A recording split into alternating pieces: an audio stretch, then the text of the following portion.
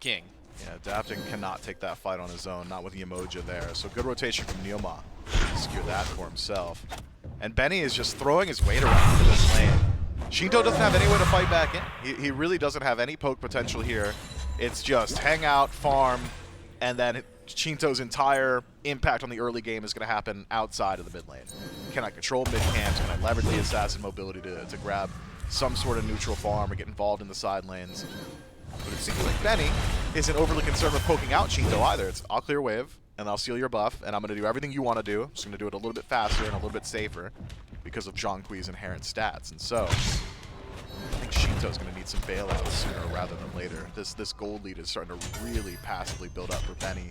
Experience starting to stack up a bit as well. I believe about a half level as of the 6-minute mark.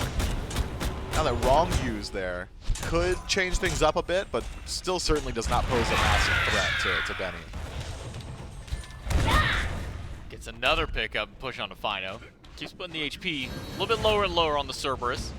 Force out that leap, try and get some additional healing to himself. And as kind of mentioned for the Cerberus, maybe the potential resurgence of him, now seeing the buff come to that ghastly breath. A little bit more prot shred as the late game goes through.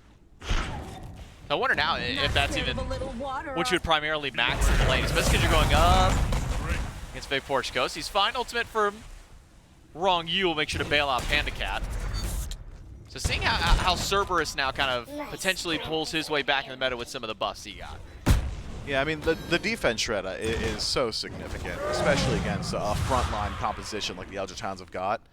Anything that simplifies your fight for the Leviathans, and it simplifies it in that first person I make contact with should be the first person to die. That's just how defense shred tends to play at the highest level. I think it'll be very significant for the Levi's. And when you look at how their initiation will play out outside of Cerberus, it really is simple, isn't it? Dash taunt from Wrong You, Final K shreds defense, Shinto and Panda Cat and maybe adapting, probably not adapting, he'll be diving for the most part. Just jump on that first target, that first point of contact. Bobby, though, does highlight that the first point of contact would never be alone for the Eldritch Hounds. It's a 5-man dive team. Could be 5-man taunts, I suppose. Oath is good, gets his beads. Adapting gonna chase out. Level 10 Thor, blink from Adapting, though. Gonna be hammered away by Oath. Now Neoma closing in, Adapting. I don't think he realized he's being surrounded by everybody else. Has to hammer away, jump from Adapting, but now he's found out that Neoma standing by in the jungle. Gets a backup from Fino K, slows down Neil. It's a massive rotation to try and take down Neoma, but it's gonna pan out just fine for the Leviathans. Another kill for them, but Ducky nearly gets one. Boulder doesn't go towards Adapting and heads over to Fino K instead. The Eldritch Hounds will lose their support. Criminally slow rotation there from the Hounds, wasn't it? I mean, Oath walks back in, no object permanence, forgets Adapting is there because he can't see him. And then immediately afterward, Neoma forced to step up, try and peel out. Does cost him his life, but it feels like Benny could have just been there way faster. It feels like Ducky could have got there way faster as well, and those two being such major parts of the team fight, especially in this portion of the game, considering how powerful Benny is right now. Haven't seen his ultimate just yet. I promise you it does a lot of damage. Feels like some of that fight could have been avoided or even potentially swung in favor of the Eldritch Hounds, who are playing a bit trepidatious now around their lead. It still is roughly 1,000 with the Leviathans pulling ahead a kill.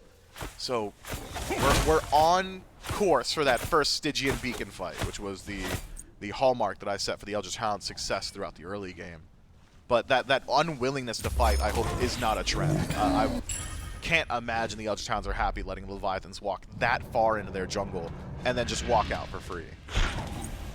I mean, what's wild to me is that Adapting was sitting inside the buff. There were 3 Eldritch Hounds around that wall, not necessarily fully surrounding Adapting, but somehow Shinto was there before Benny Q when Benny was already in the jungle. It just didn't entirely make sense as to how Benny Q, who was already there, got beat out in a rotation.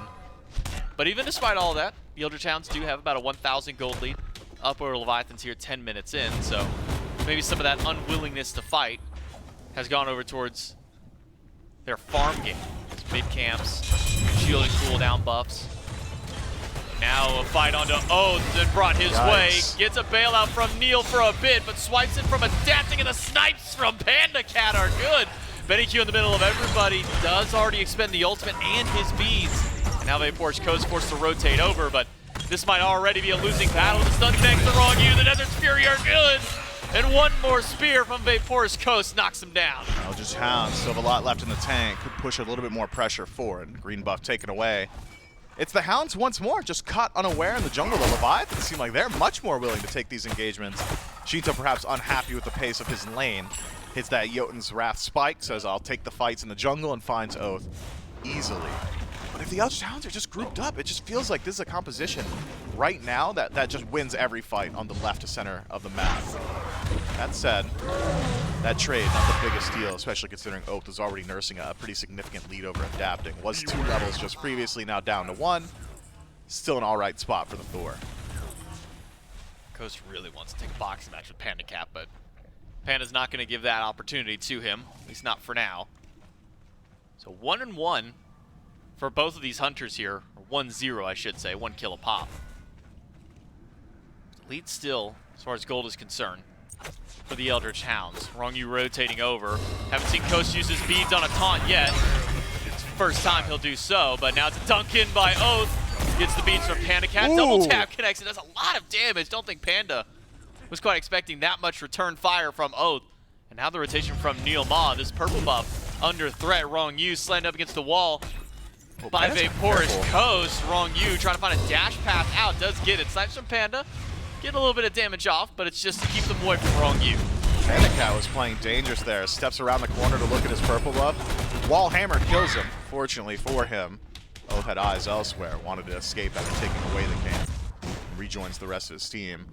Stygian beacons up. Leviathans there in numbers.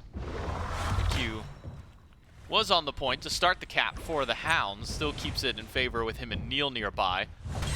But it's 3 versus 2 for the time being until Oath makes his rotation in. Leviathans might just be giving up this first beacon. Rongyu will step up, at least make sure. Neil Ma, the ever fun part about a Yamoja, can force Rongyu to stay off that point. Does a couple Riptides and helps secure 1 spot. Ducky pulled back by the ult from Fine. Okay, Shinto nearby, dies in the tower. There's a full commit to Ducky, but he's got the double push. It's a triple commit for Ducky, and the Leviathans will get their kill. Man, Ducky cannot catch a break. Needs a little bit more help over in that lane. Maybe some more vision could help out a bit as well. Would have spotted out that rotation from Shinto. Can't really stop Rongyu. He's going to show up regardless from anywhere on the map, as we just saw. That is tough, though. Ducky's been getting a really good damage off in these fights. He's been surviving for a significant amount of time, considering the odds provided to him in these 2v1s or just previously the 3v1. Oath nearly able to get there in time as well. Does go up in the air and hit back camps, but unable to find a successful landing spot. Surprised to see. 2 surprising facets in the last few minutes. 1, the Eldritch Hounds unwilling to force a team fight around the Stygian Beacon. We even saw the Leviathans with numbers advantage show so much respect to the combat potential of the Eldritch Hounds that they back off in the 3v2. And then secondly, the unwillingness to support Ducky on the right side of the map. Fine OK has been leaping aggressively on every other wave. He's been diving the tower consistently.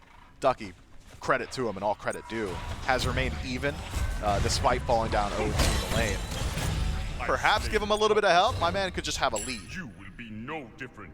Just 1 gank over, send Fine OK back to base for 1 wave, deny something from the Leviathans.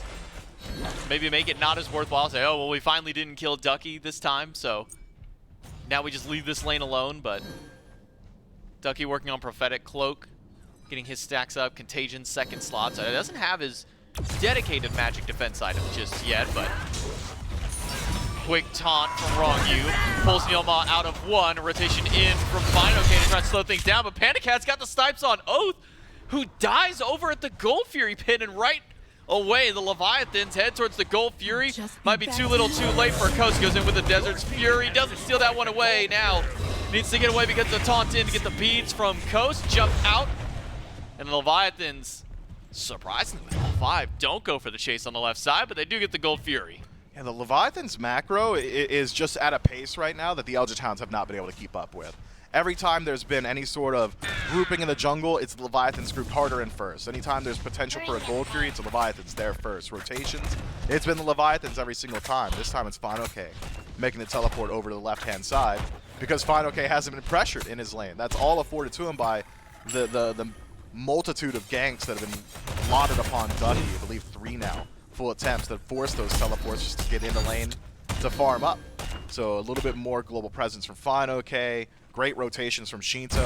Benny just continues to push down mid. I believe does knock down that tier 1 tower, but kill plus Gold Fury plus ADC's beads in exchange for a tier 1 is a trade the Leviathans would likely take at every given opportunity. The Eldritch Hounds, to me, it just feels like have been playing without confidence for the last few minutes, have not been really leveraging all the potential that they have for invading jungles or forcing fights around Benny, who is incredibly strong right now with that Typhon's Fang power spike.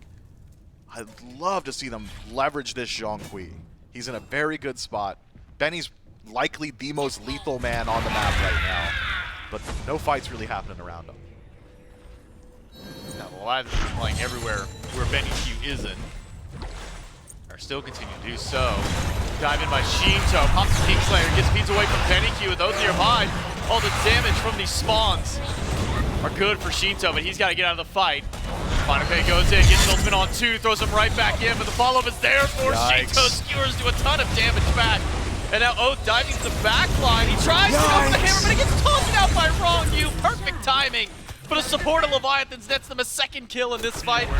And maybe a continued re-engage, but with the pillar going net for Vapor's Coast, the Leviathans will take their 2 kills and head to Pyro. Pyro is the call, but Fine OK is so low, J-Mac. He's not going to be able to create a lot of space here. It's just about confirm and get out, and even then, it won't be easy. Instead, rotation towards mid. The battery of your team around these objectives being the ADC, you can generally get an idea of what the Leviathans are thinking, or any team for that matter, based on the positioning of it. And Panda Cat says, yeah, there's no way. We can't do it. Fine OK is too low. We already won out in the fight. Go ahead and back it up, back to neutral. It is worth noting, though, that that is perhaps the first engagement that is really centered around Benny, and even then it's a 4v2 for roughly 5 to 6 seconds there. Benny nearly turns it around. I mean, that is immense damage from the Zhonghui. Oath a little bit late on his own rotation, gets involved much later on. Benny, after he expels all of his demons, doesn't really have all the protections anymore, so easy to knock him down afterward. So Leviathan's just playing faster again.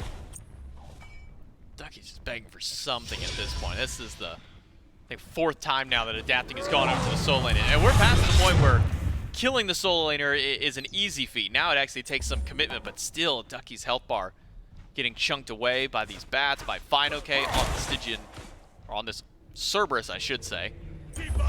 Just puts so much pressure to Ducky. Hasn't really been able to rotate out of lane. He's upgraded his teleport ahead of Fine OK, but has had to use it consistently just to come back to the lane, whereas we saw earlier, Fine OK used it to go over to the left side, get a kill, immediately go to Gold Fury.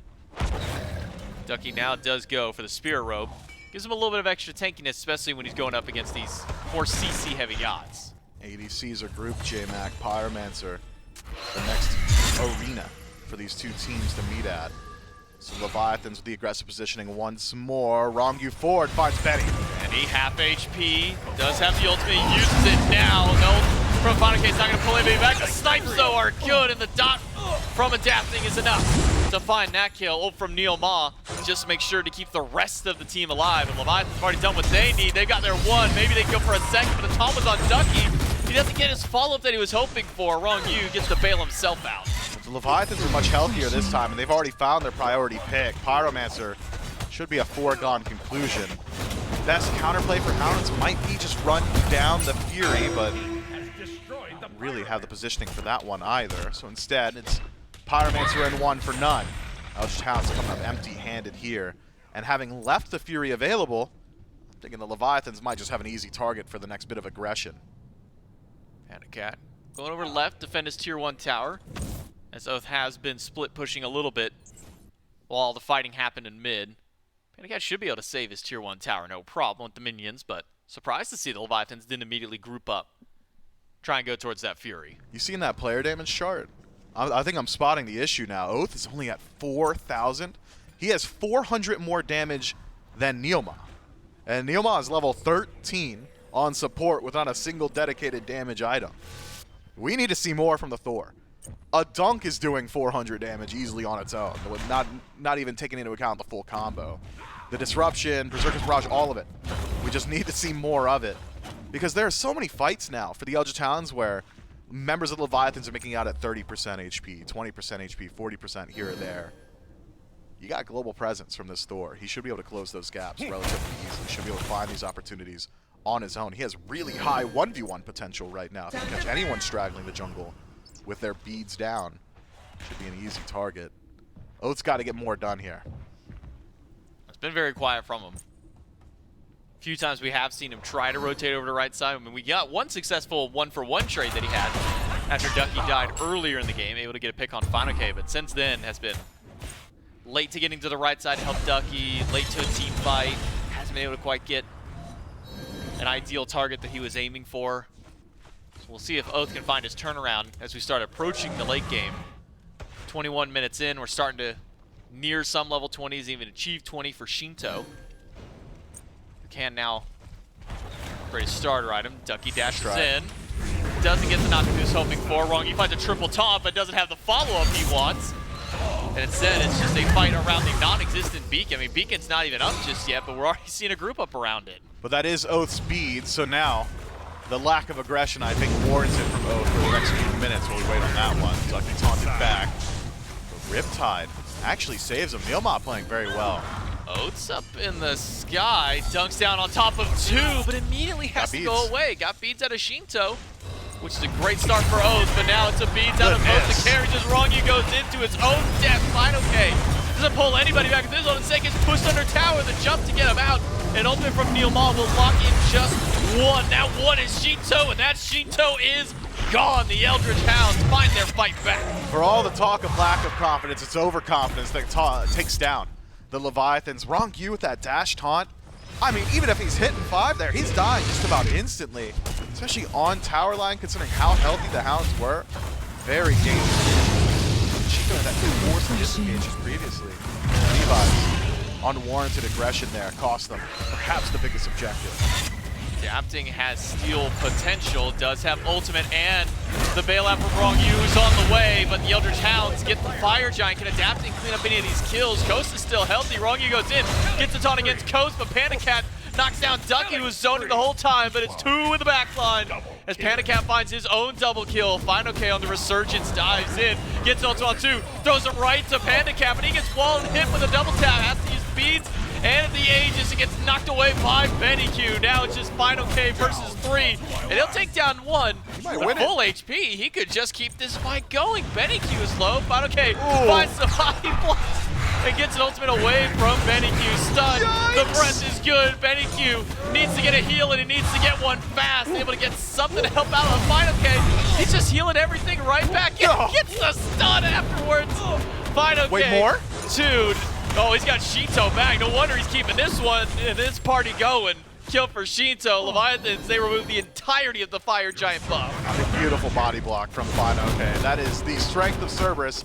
Here's the thing. You don't really need a whole lot of damage in kit if you're shredding defense. And so, Cerberus much stronger right now than he was on the previous patch. This is a really tough spot for the Eldritch Hounds now.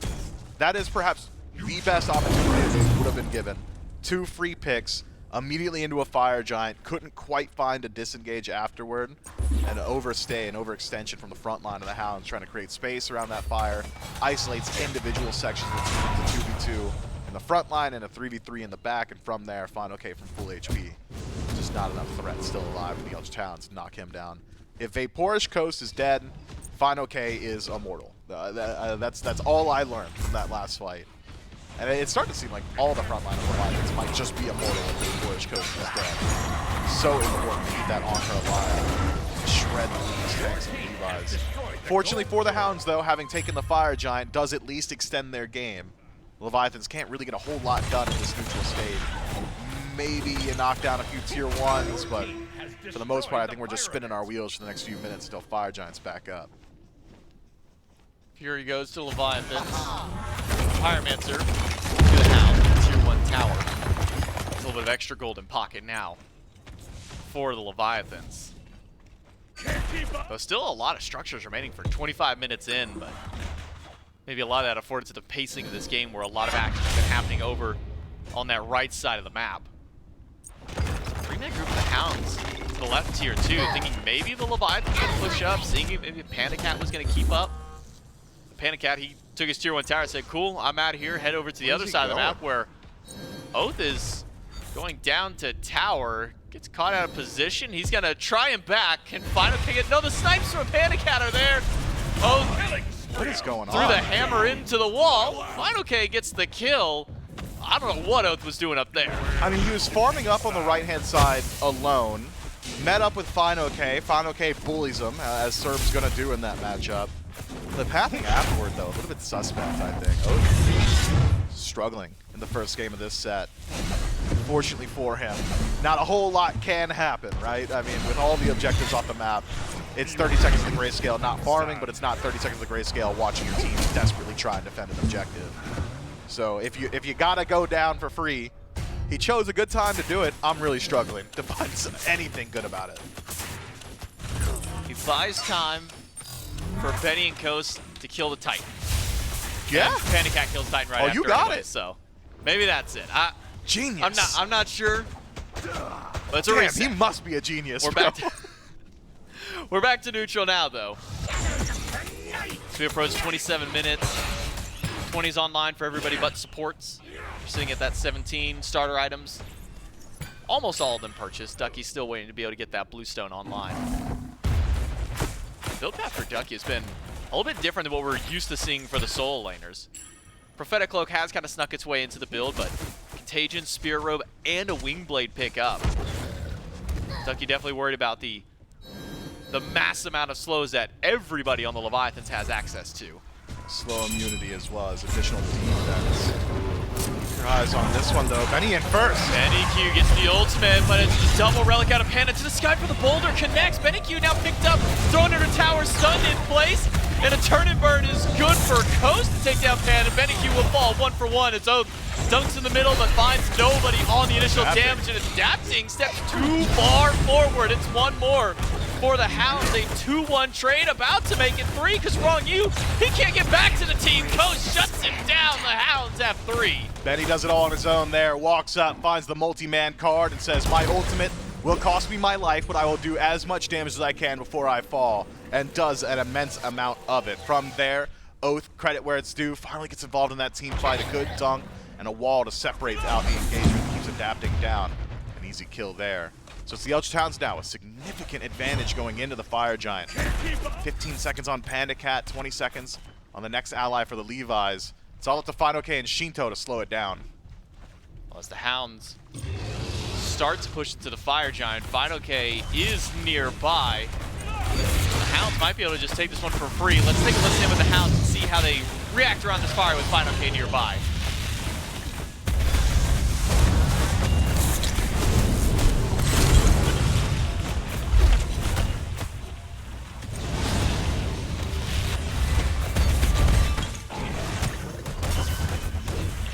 Your team has destroyed the fire giant.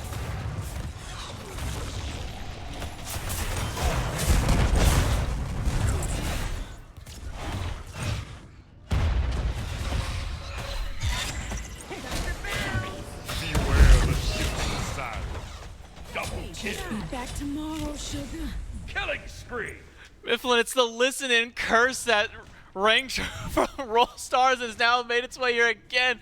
The Eldritch Hounds had everybody in fire. All they had to do was kill Final K, keep Shinto out. They do none of that. They lose 4 and the Fire Giant to Leviathan.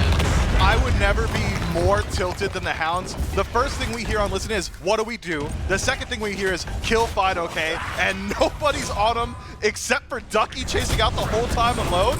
If you're gonna ask, listen, right? Don't ask me to do something else. Ducky by himself to try and defend, picked up by Final K and thrown to the wolves. The Leviathans have turned this game right back around, have secured game number 1 here in the best of 5. I mean, that is a crazy end to that game. The pacing of it, the Eldritch Hounds get control of the absolute earliest portions of the match. Since then, let off the gas. Leviathans fight their way back in. A few back and forth engagements into a 70% favored Fire Giant for the Eldritch Hounds. The call could have been kill Final K, and you get Final, you back up, and your advantage on the next Fire Giant dance. Or it's coin toss the Fire Giant, and you're still advantage there because Final K is not stealing from you, right? Instead, it's split the uprights, get wiped, lose fire. I mean, that is, and I say it a lot, I mean it wholeheartedly here, miserable. I think you nailed it perfectly, though. It's Ducky starts off asking, what do we want to do? And he got his answer. They say, okay, we'll kill Final K. And then Ducky you just stuck see to the it. constant loop around. It's just Final K and Ducky taking circles around fire. Final K still lives, gets out of there. And Leviathans turn this one, get the wipe, get the win here in game number 1. We'll take it to a quick break. We'll come back for game 2.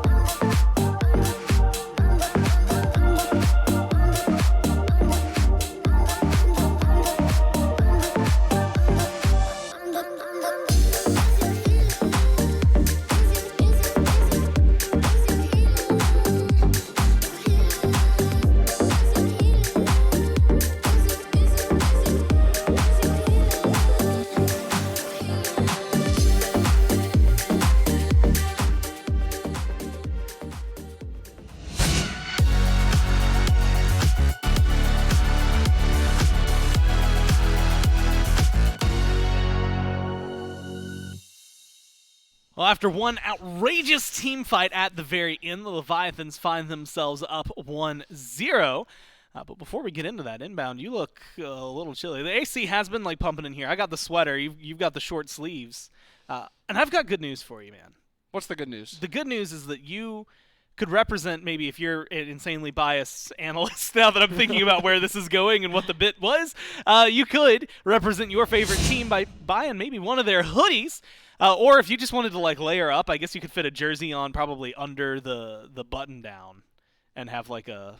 Cover that. Yeah, it might. I don't know. It might kind of clash though with the colors, but you know what? We can make it work. Actually, depends on maybe the jersey that you get. Of course, all of that is brought to us by our friends over there at Skulls, where you can pick up jerseys, hoodies, and a whole lot more. If you go to shop.highresstudios.com/SPL, shop.smiteproleague.com will also get you there, depending on which one you just feel like typing in. All of that, very comfortable. Again, I love my Skulls merchandise that I get to wear. The shirts that I have. I actually was wearing one yesterday during our content day with the Leviathans, where they came in, played some games, we recorded some videos with them, talked to them for a little bit, did the waiting room, all that fun stuff. And so I recommend it. And plus, I mean, at this point, you're on the road to Worlds. I've got my World Champion shirt on right now underneath the sweater. And so this is the best time to start picking it up. Get it before there's a rush. Get it early so you can represent and support your favorite team as they make their run towards Worlds and show them how many people out there are rooting for them, especially once we get there, which is what this is all leading towards inbound. Again, it's a long path, right? But we're in game one, the best of three of the second week of this phase. And the real thing that is standing out to me, at least in this game, the mascot that's like right back there, that guy, I'll go the other way, that guy, he did a lot of work, not for the Hounds though. Leviathans, they're Cerberus, like it just... FineOK didn't seem like he could be stopped. Yeah, I mean, after you look at that first blood that they ended up getting in that solo lane, it was actually really close. Ducky plucked FineOK back into the tower. Fine got out with maybe 50 health. But after that first moment where they got that kill into Ducky, it was... The Cerberus was just putting on a show almost the entire game. That prot tread, a lot of it wasn't even like the prot tread that allowed them to kill a lot easier. I mean, Athena taunt into the Cerb prot tread, a lot of CC, and then a lot of more follow-up. But the anti-heal he provides, the CC, the damage, the utility the God provided from solo lane, I mean, you can't state it enough how much he actually did on this pick. Yeah, and look, you're going to see this fight, and maybe for good reason. You're going to see a lot of fights, really, that come from either this perspective or this one, which was absolutely wild. A beautiful body block that came from FineOK into a stun, into some damage. And you think... cooldowns, you got a stun, you know, you're low. This leap, maybe it's going to do it. Doesn't matter. Spit comes back up. Bam. It's just as simple as that. And the thing is inbound, like that one was flashy. And I remember I looked at you and I said, so I feel like Cerberus is either getting first picked or banned next game after that play. And that's not even including the Fire Giant play that happens just a few minutes later. Yeah, he was doing everything at almost all points. That last fight is one off the back of FineOK. And it needs to show how much anti-heal you actually need to pick up into this character. Otherwise, he was full health after some of these fights just from how much he's healing from all around him. So, Cerb, is he going to be a proud pick, maybe banned?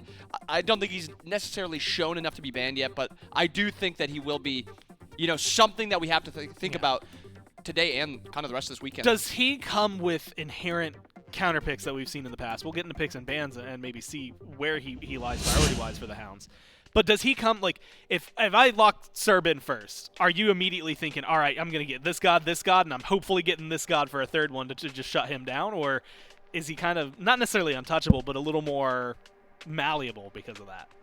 Him, like a lot of other Guardians, struggle to clear a little bit. So if you pick a hyper-clearing solo laner, i.e. Wukong, Alma, stuff like that, just kind of ignore the laning phase and just play to clear and then rotate, Cerb can't match you. It's a struggle that a lot of Guardians have. So Wukong will be left up. That is something they could opt to do. Herc isn't a hyper-clear god. He is someone that wants to sit in lane and kind of bully. He can't do that to Cerb. Cerb just goes, yeah, cool, dude. Exactly. I'll heal nice. that. I'm a good dog. I'm just going to, like, be around. We'll see what the Hounds maybe think of him. If they even think he was the problem, or if maybe it was just, hey, you know what? Our draft, like, it was good. It wasn't good into him, specifically. And we saw FineOK not take a lot of damage. Set as well, set up a ton for the Levi's. So far, kicking things off, it's pretty similar. Oleron, Chernabog, which nothing too crazy out of there. I think Ganesh was up there for the Leviathan, something to ban. admittedly that Quig really, really liked. Probably that Neil can play super well too. Set does get banned though, so if they're trying to isolate problems, Set stood out to them maybe a little bit more than Cerberus here. Yeah, I mean, Set also just that first pickable character, and you Yeah. can flex him in a bunch of different roles. If you're picking Cerb, 99% of the time he's going to solo lane, and you get rid of that Set, leaves open a couple of the assassins. Levi's respond with Yemoja, followed up by the Hounds, banning that Ares again. So what do we have left open? Alma was banned here, and Ganesh was banned here last time, and that is also Hades. I missed Hades also. Those are the next kind of tier of characters. Is Cerb going to be able to reach that upper, tier after just that first game where it's maybe the Hounds look to first pick it or even respond in like the second, third pick side? When you're sitting on this first pick side though, I think the Yemoja pick is really strong, but something that Yemoja doesn't do that the Levi's got from their first two picks is that flex potential. As soon as Yemoja's locked in, you know exactly where it's going. The Levi's first three picks, as we highlighted, a bunch of flex gods where they can go just about anywhere. Yeah, there was a world where they very easily could have put Athena solo Kama jungle Set mid, and we wouldn't have really been batting too many eyes at it. Maybe not like the most optimal if that's what you're trying to do, and of course that's what everyone wants to do here, but it still would work. And admittedly, in the past we've seen things like that work, so it's not too much. Hades though, Ama does get banned. Hades suddenly jumps up into the first pick. How do you like him over everything else that was available, like the Ganesh you were mentioning? I mean, it's an unwinnable laning phase against him. If you lock in Hades, you're nearly guaranteed a winning level 1 to level like 8-ish. So it's just a free first pick out here. And there's not a ton of, other hugely valuable picks up. Athena's sitting here also has some value there, has some flex potential value. The Levi's also did play very, very well around that dash taunt. No Kama hover yet. Pele opted into. We didn't even see a Pele top 3 last time. Athena Pele though, that's a really, really nasty dive. If Athena just ults the Pele who's diving in, ulting. Very movement speed heavy, very a lot of damage, very hard to deal with. And that's like that same type of combo we saw with the Set Athena. And it may be sometimes even more devastating if you can line it up. Like if you get 3 people with an Athena taunt and then Pele ults, that's a lot of damage. That is gonna be a lot. I mean, that's like your ideal world. How many times we see that in this game? Honestly, we're probably lucky if we see it more than once, even if we get to see it once, right? So lining those things up might be a little difficult, but Pele, like you said, was the 9th ban last game. And so getting the priority that at least we were thinking, or I was thinking coming into this week, that she deserves. Thor gets locked back in for the Hounds. Ganesh gets locked in as well. And so they've gotten for a lot more of these quote-unquote power picks that we've seen. And yeah, the Thor seems a little iffy here. I don't think Oath actually performed all too well on it last game. He wasn't really making a bunch of plays around the map. There wasn't a ton of follow-up with the Thor. If you think of Herc Thor, there's not an immediate threat when they're both diving if the Thor's behind. And he ended up falling behind in the mid game. Early game he was actually pretty far ahead, and the Hounds actually had a pretty early game lead. But the Levi's just grouped a little bit faster, took a little bit more quicker team fights. And if they do that again, if they opt to do something like that again, Thor's a difficult god to play into something like that. I am curious, and Freya gets locked in, bans are going to be coming through. I do want to know, though, because we had kind of talked about like Cerberus feeling unkillable, and you had just mentioned that Hades like can just dominate that lane. Is that a matchup where now all of a sudden FineOK is just thinking, all right, where does he go? Like, does he just pick something like a Yorm to just stay alive, or a Cerb to just stay alive, or is there? Well, never mind. He's not going to get the Cerberus, so that answers at least part of that question. Because I was thinking, is Hades a solid enough counter to control that? I don't think there's anything you can really pick to mitigate what Hades does. You can pick something to kind of make the laning phase a little bit worse for Hades. Something like Hercules, who can mess up the wave and also somewhat kind of clear. He also doesn't care too much about Hades' anti-heal. Outside of that, Wukong is always a fine pick into most matchups. Yorm is always a fine pick into most matchups, but you're not picking anything that's going to beat this Hades. Levi's opt for the Hebo Merlin ban. Yeah. We have one more ban left for the Hounds. Probably looking to target. I mean, it could be another solo lane target. We could see that Yorm, Wukong, maybe. Little bit of flex potential the Levi's still have, so that's always like that tough spot is, what are you looking to ban here? That Pele, if you ban a jungler, just goes mid. To ban the Kama, I like the Kama ban because it also plays both mid jungle, same with Pele, so it's kind of a double hit. It just makes a lot of sense. Also, double taps maybe a little bit of, or triple tap, I guess, at that point, a little bit of solo lane. Like, True. And honestly, it's because when we were talking about it, I was like, it's also fine, okay? Like, he's probably going to pull out some weird thing he played on stream 2.5 weeks ago, and it worked really well for him, and you're thinking it's the Zhang Kui. It might be. He likes playing stuff that isn't all too normal, I guess is a good way to say it. Because as you highlight, he plays it on stream, and he's like, this feels pretty good. Let me get in some scrims. Yeah. And if it works out in those scrims, it is a very strong pick some of the times. And we've not seen much Zhang other than literally last game where it was played mid. So this could easily be like a Zhang solo game. I think it is a pretty tough matchup. I think Hades will kind of be shoving him under tower for most of it. But Zhang does kind of match what Hades does late game, albeit a little bit, safer because he's able to maneuver a bit. Yeah, he can run around while he's Exactly. throwing all those ghosts out there His instead of AoEs. having to just be in the one pillar of agony that Hades has. It's going to be fun to watch, and like you said, it's still kind of flexible, right? We've seen Pele. Freya more is like the one that is solidified, right? Like Freya, even though we have technically seen her go in other roles, especially if you go like super historically, she's a carry. So she's probably going over to the long lane.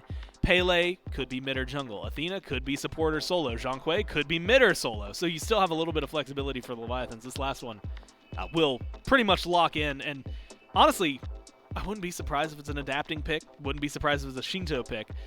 Just feels like those two are the ones that are maybe more on the fence. Kleena and Rom, though, close out the Hounds. And so Hades, Thor, even though maybe we didn't like the performance that it had last time. But Ganesh, the Kleena, the Rom, it feels like a pretty good powerhouse and maybe makes up for some of the team fight, which is where we saw the Hounds struggle. And 100%, that team fight was difficult for the Hounds to play into, and I think some of it comes down to the Honor Yamoja had a difficult time playing into a lot of those team fights. Ganesh and Rama have a lot easier time. They can kind of get into the fight with being at a distance, Ganesh with the ult, and Rama with also his ult. The Hounds comp isn't changing. It is still going to be a mostly dive-oriented comp. They just have a little bit more safety on the back end, and I think it rounds out and makes it just a little bit easier to play. Levi's opted for the Mercury last, and this should be jungle. We should be able to kind of fill out the rest of this Levi's comp. They hovered Tsukuyomi for a moment, and I was like, that doesn't help at all. But Mercury locks it in. But I guess, to be fair, there is, something to be said about Pele and Zhang. If I told you this is Zhang solo, Pele mid, you wouldn't be all too surprised. Zhang can... Yeah, no, I'd believe you. Zhang can also go mid or solo. And if I think about both of these matchups, Pele having to walk up to melee range against the Hades, also having not the greatest clear, does not sound like a very easy matchup. So I would almost be leaning Zhang solo, go the Tainted also, go try to mitigate some of the Hades healing, and then just try to, get to the late game to match him. Now, this is getting wonky, and I'm sorry for it, but I love wonky. We've got Hades, Thor, and Kleena. All three of those have been solo. Do you see a world where Hades goes not solo? Like, is Benny Q going to pick this up? I don't think so. I Okay. think Hades needs to be played in solo. I think the same thing with Freya. He could play in another role, but it doesn't make a ton of sense. Doesn't optimize the comp. I think not. Hades should be to solo. And I think Benny also looks really comfortable on Kleena whenever we see him. Yeah. We saw him last week, actually.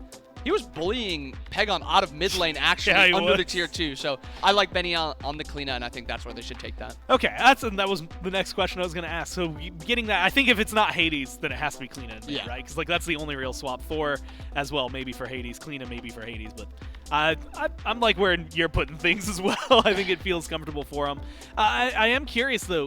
We've seen Athena, we've seen Freya, we've seen the Zhang, although only the once. So maybe we want some more data points. This will help with that. Mercury, we have not seen in a while. Golden Gooseberries, that's something that Mercury used to love all the time, especially when it was Golden Bow and it had crit on it, but we forget those dark times of our lives. It feels like this is a time, especially for adapting, that he could really maybe start to lean into this Mercury phase again. Yeah, I think Mercury's early game phase is actually going to be a lot easier. I think the real problem you see when you see Mercury played is Spectral currently with its aura, crit reduction. Good. It is very, very good, and that's the main reason we've not seen any Mercury. When he dives in, he wants to one-shot the enemy backline, and you can't do that into a Spectral God. So I'm curious to see what makes this Mercury something to be played. I know it's a very good pick into Ganesh. When Ganesh gets played, drops ult, Mercury just responds with 2. He doesn't have to ult, he doesn't have to beads or anything like that. He uses the slow immunity on his 2, so I think it's maybe a little bit of a counter pick there, but I'm excited to see what adapting does with the Merc. Same. I've always loved watching Mercury, and this is going to be no different. We'll see how it does here as we jump into Game 2, Hounds versus Leviathan. We'll see how the Leviathans can now pilot this Mercury for adapting, and the Pele once more for Shinto, which has been a crucial pick for Leviathans some of their winning sets. It's J-Mac, Mifflin, and Doug back for game number 2. As you get the double assassin mid for both sides of the field. We've seen some teams kind of experiment with it. Keep some mages on the opposite end. But this time, Miff, it's the double assassin. Yeah, Benny's got a pretty decent matchup history here with Kleena versus Pele mid. I believe he gave Pagon the little bro treatment last time he got this exact matchup. Difference was, Pagon went Transcendence first slot, I believe, on the Pele. So with Soul Eater first slot for Shinto should make up for some of that sustain disadvantage that Pele will run into, throughout this game. I'm excited though for this matchup, especially around the Leviathans composition. We spent a lot of game 1 talking about the Eldritch Hounds draft, felt like they had the onus throughout the early game. This time the Eldritch Hounds do have early game onus, but for a different reason. It's not so much so that their early game is just that strong. It's that the Leviathans have 3, maybe 4, depending on how you count it, hyper late game scalers that are just going to be disgusting once they hit that level 20 mark. So the Eldritch Hounds, I think, a little bit more need to get involved, at least throughout the first 10 or so minutes. I'll be keeping my eyes on adapting in particular. Feels like adapting should just fall behind in map presence compared to what a Thor can do. Mercury's output just a little bit lower. But adapting seems to be going for a much faster build as well. That's not the standard Golden Blade first slot. Let's just go ahead and farm up. That's probably just going to be a rage. Once again, Shinto going for the party punch here in the mid lane. Now we know that Shinto is apt to be the one to get as much farm as possible, whether it be in lane or also roaming into the jungle, maybe taking some camps away from his team or just going for these camp steals. So seeing him go for it a second time in a row now maybe lends some of the strengths that came with the buff to the party punch. I believe doubled the initial power that you, or the initial scaling that you get from it for your physical damage dealers. So maybe trying to see if he can make the most use of this newly buffed recipe. Yeah, it'll be difficult to do out of mid, but still certainly capable of it. I didn't even take into account, J-Mac, that Gooseberries is your Golden Blade now, so maybe adapting is onto something here. It's going to take a little while for him to stack that up out of the jungle as well, though. So we'll keep our eyes on it. Recipes in a much different spot right now. On the previous patch, it just felt like it was set in stone. You're either getting Bow or you're getting Gooseberries, and that's it. Nowadays, there's a little bit more nuance, a little bit more player expression with these recipes, with some of the other ones catching up in relative power. In particular, I really do like just about everything, except for Drumstick. I'm still kind of a Drumstick hater. It's one of those things, like, you want the benefit of that pass, that 40% now mitigation that you get from that first instance of damage you take. That first instance of damage is going to be like a ton. I mean, we'll hold that for a moment. Ducky, he's able to dive back, get a little bit of healing. For me, it's not even just that. It's like you also have to be out of combat for it to be able to provide that stack. So it's not like that immediate. And when I'm one of these solars, I want to mitigate that first 40% real quick. I want it to be any 40%. It's like I walk in, I got 1 second left on it, I'm going in. All right, cool, big ult's about to hit me. Bam, I get that drumstick, but maybe the less control over it. I think it's the only one we haven't seen so far in the SPL as well. Yeah, and I think that is a trend that is likely to continue. Speaking of trends, though, seems that Kleena matchup at a Pele is a trend now. Benny getting the better end of this one. Shinto forced under his tower. 2 games in a row now that Benny's gotten a lot of pressure out of the center of the map. Unfortunately for him, that pressure hasn't net a whole lot of macro farm. Both mid-camps still available to either team. I think adapting probably just assumes, oh, it's not there. You know, Shinto's been forced back-to-back camps. There's no way that they're still available.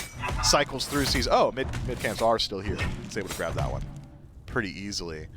I'd love to see a little bit more presence towards that center of the map. I think that was one of the major downfalls of the Eldritch Hounds in Game 1 was the unwillingness to play around Benny, who is one of the most consistent players on this team, one of the highest output players as well. I think facilitating him could do you a good deal of good. Or even just rotations over towards dual lane. It feels like Vaporish Coast is on that same tier as Benny, but also Panic Hat's on Freya. And you really don't want Freya free casting and free farming. Yeah, that might be one of my least favorite things. Especially once she gets, what, 3 items online? Then it's definitely no fun. Yeah, playing against farmed Freya and paying rent. Those are my least favorite things. And taxes. Yeah. Top 3 least favorite things to do. For the Eldritch Hounds, last game, didn't really do a whole lot of fighting in the early game. There's a lot of everybody trying to fight Ducky and kill Ducky on the right side, and the Hounds are saying, okay, well, hope we can survive till late game. And they're able to get some decent farm. I think it's a 1,000 gold lead from essentially the non-fighting that the Hounds were doing in Game 1. Here, still no kills, so no real leads to swing either way just yet, but the Eldritch Hounds, at least where their early fighting was, if they were not going to help out Ducky, it was kind of centered around the dual lane a little bit more. Coast and Neilma have been getting very active over on this side.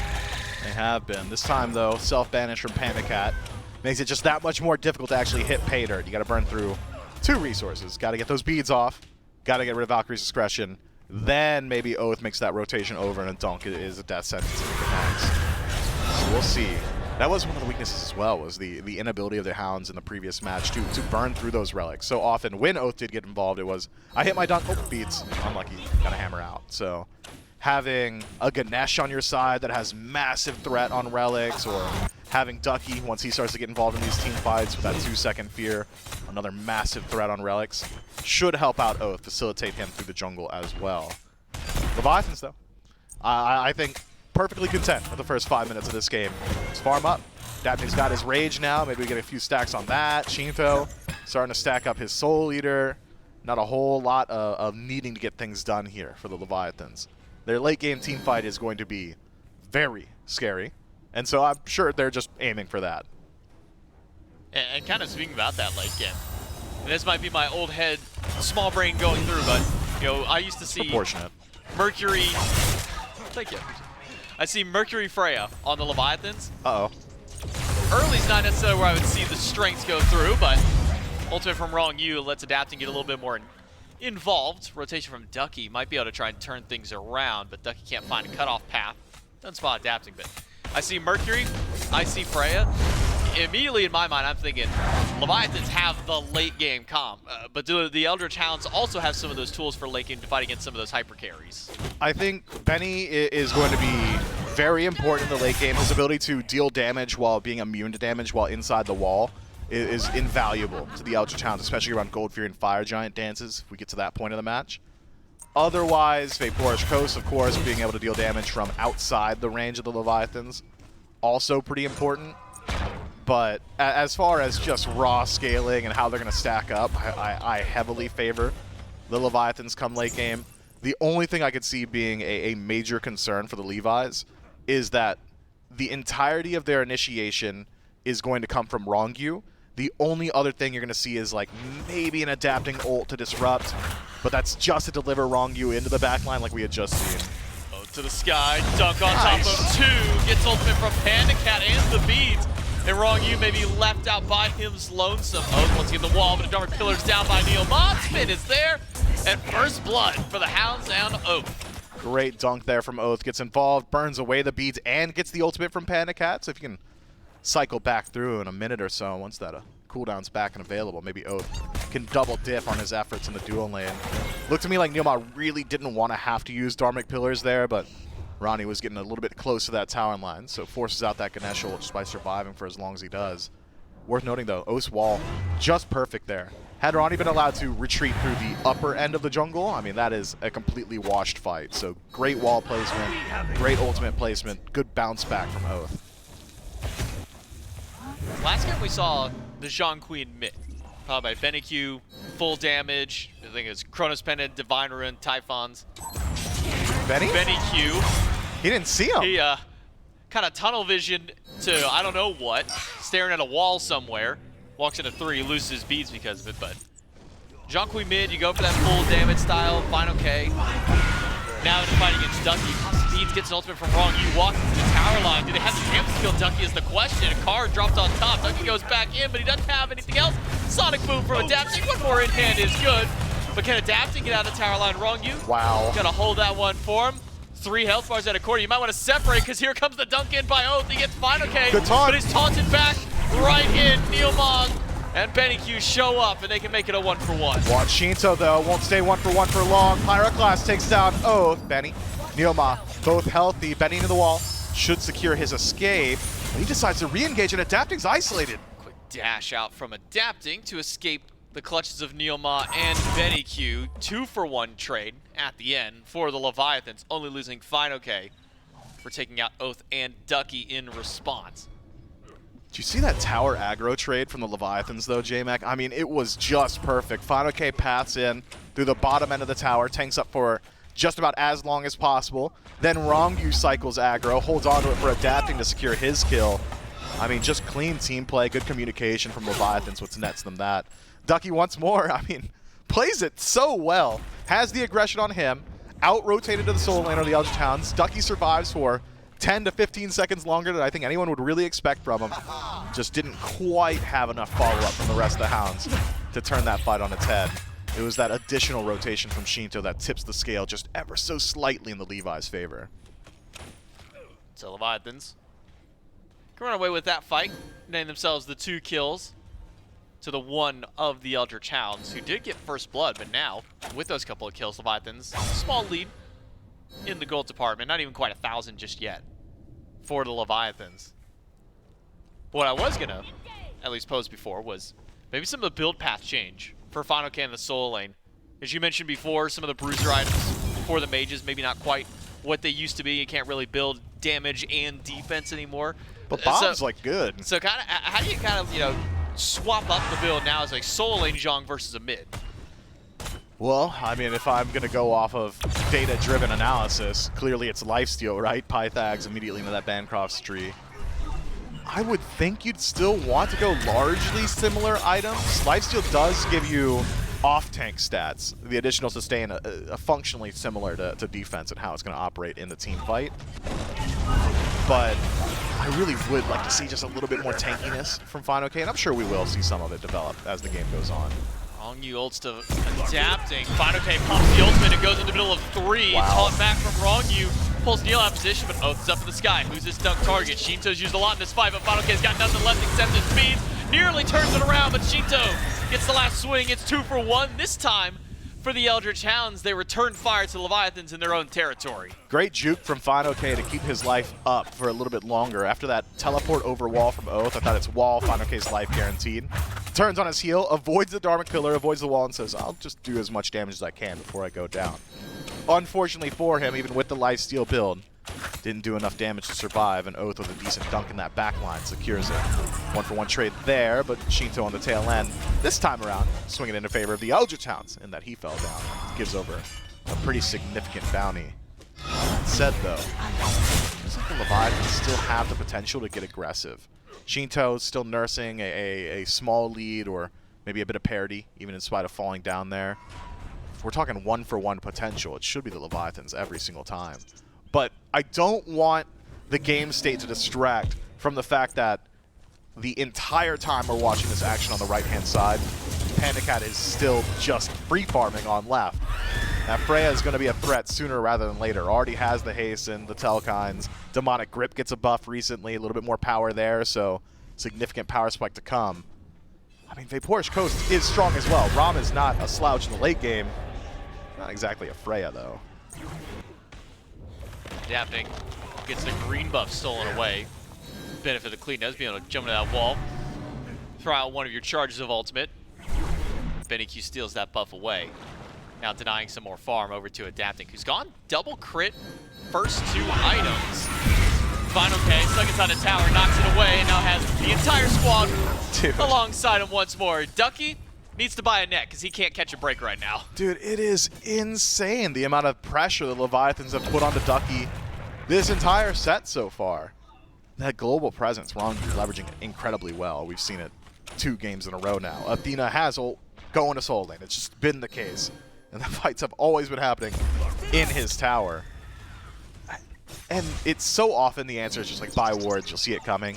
You can't really see the global presence of the Leviathans coming. Adapting can play through lane, Rongyu can play from anywhere on the map, and he'll get involved in that solo lane. So it's about where you find value for the Eldritch Hounds. What can you do to offset it? Can Oath hover right side and leverage global presence to get there a little bit faster? Maybe, that's one answer. Can Oath head over to the duo lane and take a numbers advantage fight there? It's another answer. Instead, it's been a lot of farming in the jungle, not a whole lot getting done there. And we're talking about farming in the jungle and scaling. I'm looking at a 3-stack Rage and an already finished Deathbringer for Adapting.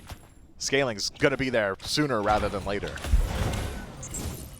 Potential invade attempt there for Leviathans. They're just playing faster, J-Mac. They Look go at them. straight to the Gold Fury. Benny Q on the way. He's got to get there fast. He's got a wall to go through. By the time he even gets in there, it's already taken away. The Leviathans get a Fury, but Banish Banish. almost gets the kill. Banish bails out Shinto, used that Volcanic Lightning to escape back to the tower. The Leviathans, they take objective. They bail out of the fight instantly. And look at the gold lead now. We were dead even just a couple minutes ago. Now it's 2,500 up for the Leviathans. Best answer is Pyromancer, and it's Pyromancer fast. You could do it with Benny.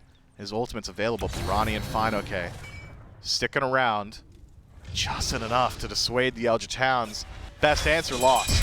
Tries to kill Fine-OK, but he's finally stun on 3. And now, another wrong you gives him even more protections to stay in this fight. Now, you see Leviathan's turn tail right back to him.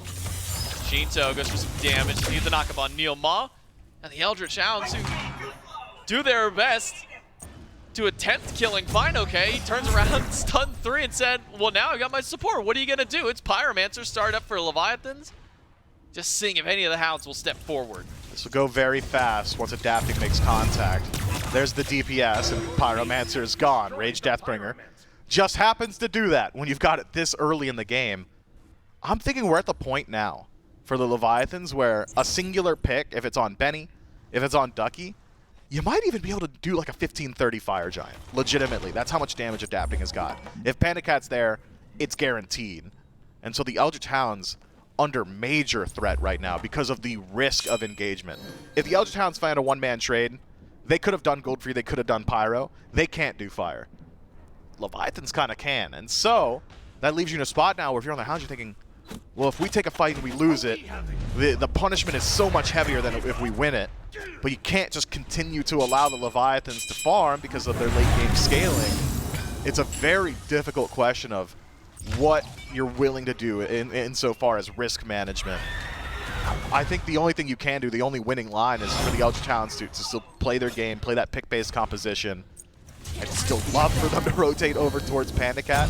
It's actually stressing me out seeing a triple offer on the Freya with Beads, Aegis, and Ultimate still available. He's going to farm. Panda Cat's going to rotate into his first team fight at level 20. I'm thinking that's going to happen. He does. He's certainly not trying to bring a fight his direction. Now maybe trying to bait Coast forward, though. You know, Coast likes taking these 1v1s. Taught by Wrong You.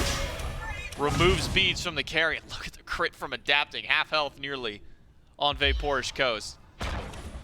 But I think my question now comes, you know, typically in the past, right, at least recently, we don't see a whole lot of crit, because that sees there's answers to it, but right now there's no answer for Adapting. Whoop on to Neil Ma, drop down into death, and another kill for Adapting will nearly stack up that rage. One more till its completion. Leviathans, they got nothing stopping them.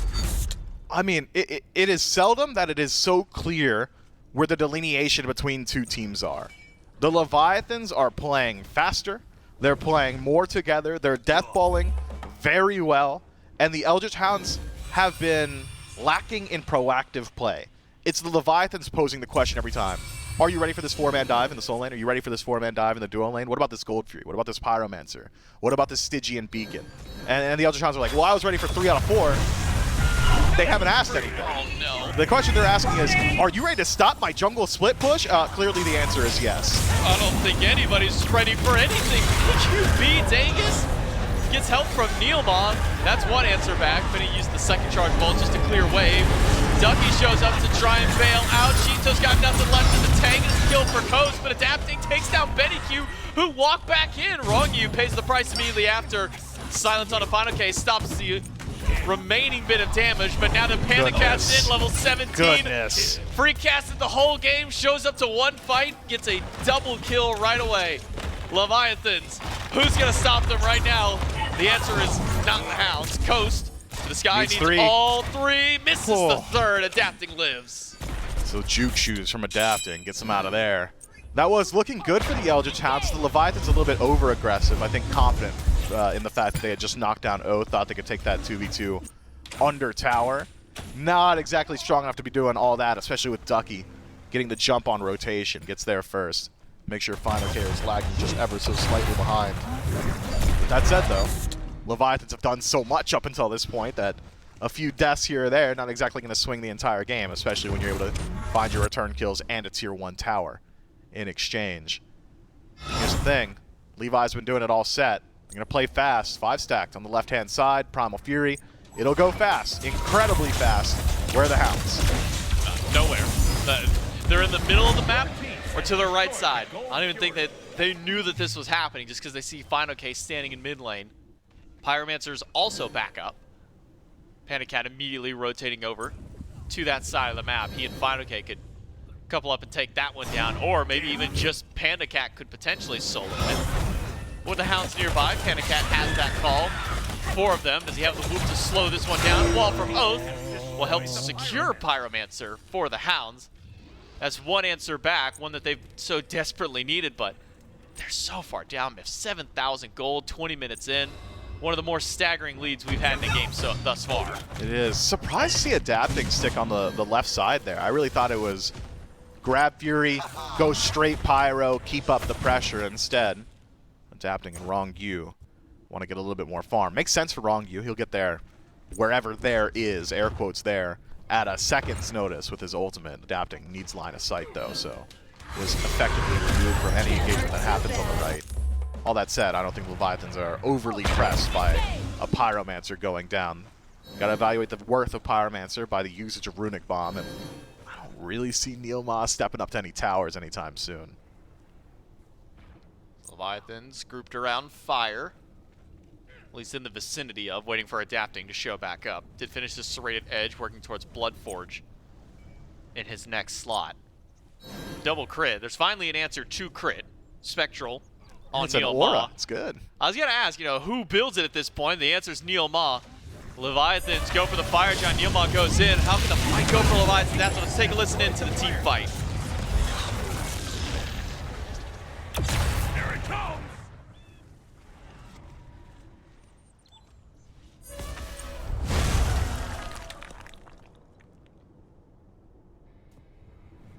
Much more decisiveness there out of Leviathans. Jump into the fire to say we're going to commit to it, and as soon as it's done, what do they say? We're out. Bail out, don't stick around, go back to farming. But who else but Panda Cat would say, but we could, guys. Come here, guys. Come. I'm hitting real hard. We could fight them.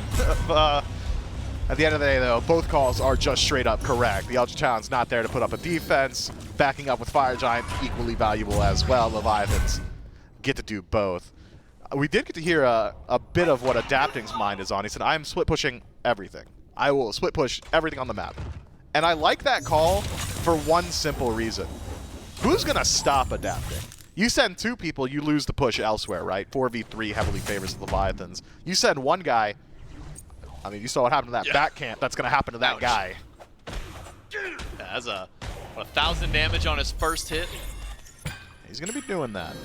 4-0 and 4 right now for Adapting on the slash line. 2-0-1 for Panda Cat, who again, until level 17, did nothing on the map. He sat in left lane, he free farmed with Coast. His first team fight, he walks in, he picks up a double kill and an assist. And holds on to his Beads Aegis and uses the ultimate aggressively in that team fight. Yeah, so if you can't stop Panda Cat, if you're not going to focus Panda Cat in a fight, and you also have to worry about Adapting. Why is he frontlining? Who on this Leviathan team can't even die? It feels like the only one who is dying is Shinto and Wrong You, and that's because they're just expending their bodies for everybody else at this point. Yeah, Shinto doing exactly that, holding up the front line here. This could go quick. Great wall. Locks down a few members of the Leviathans. It's a good deal of poke off a rip.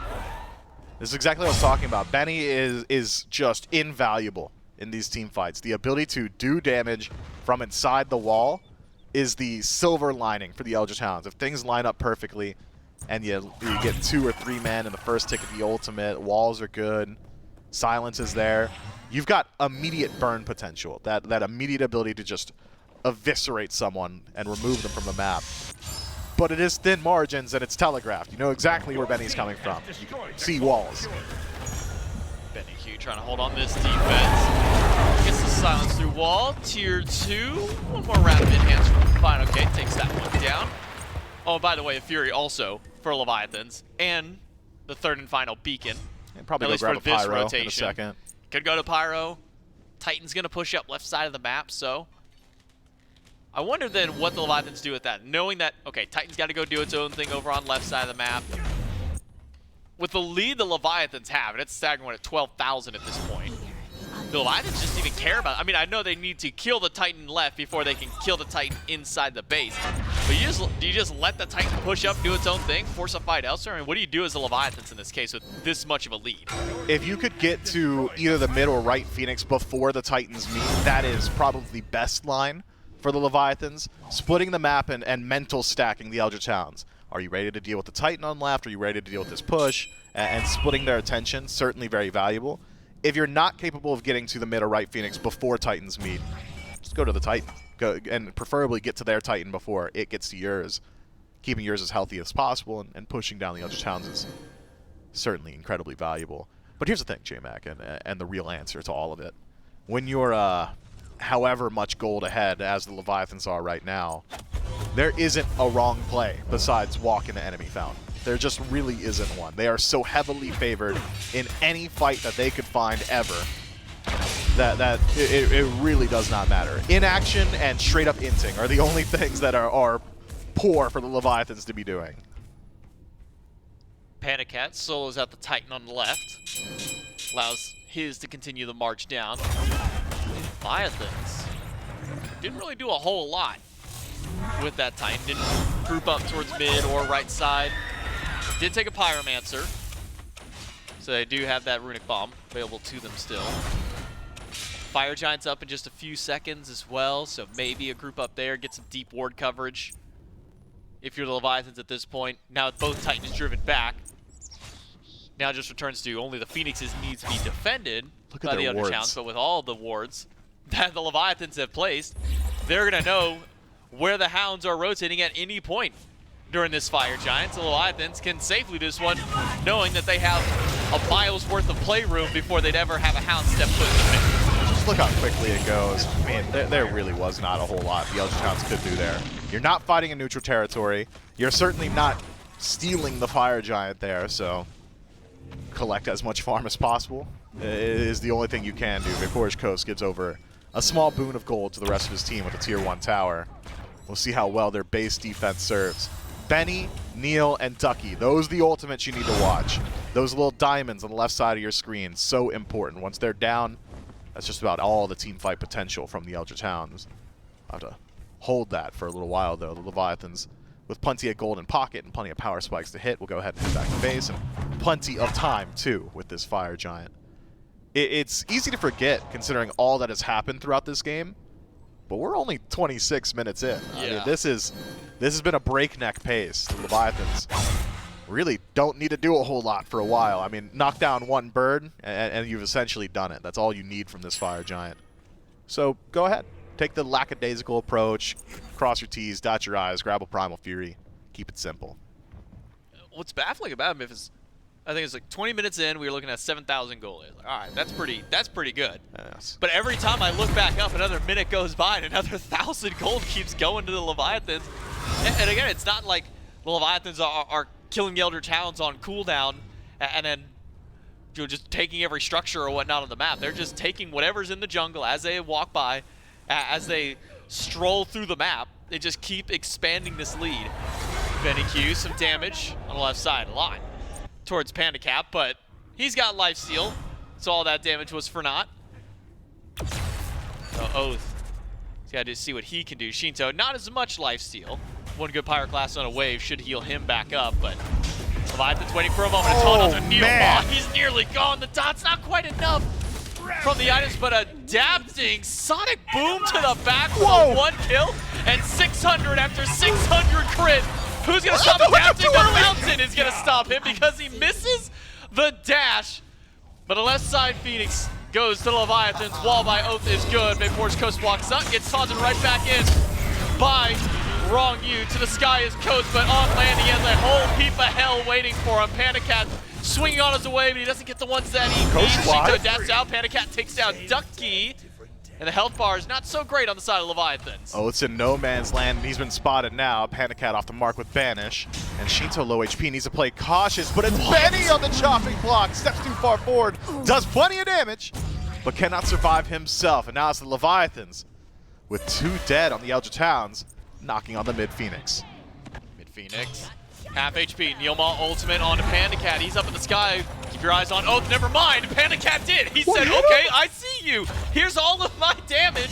And a taunt in by Wrong You. Neilmon just got back, and he's already going to go to the grayscale yet again. Oh, no. The whoop is off on the mark this time. Shinto, credit for that kill, but Panda Cat, who was nearly dead, back to full HP. It's only Coast to defend. Never mind, he tucked it back in. Coast is gone. Leviathans take game 2.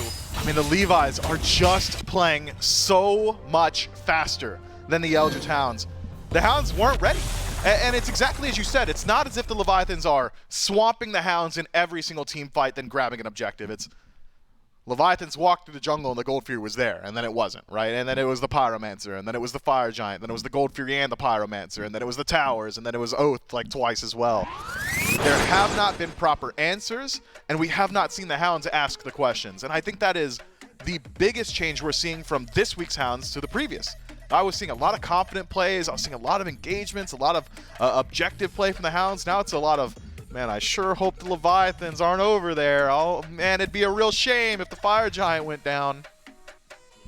Well, you can't be waiting to see what the Leviathans do next. I think it's clear the answer for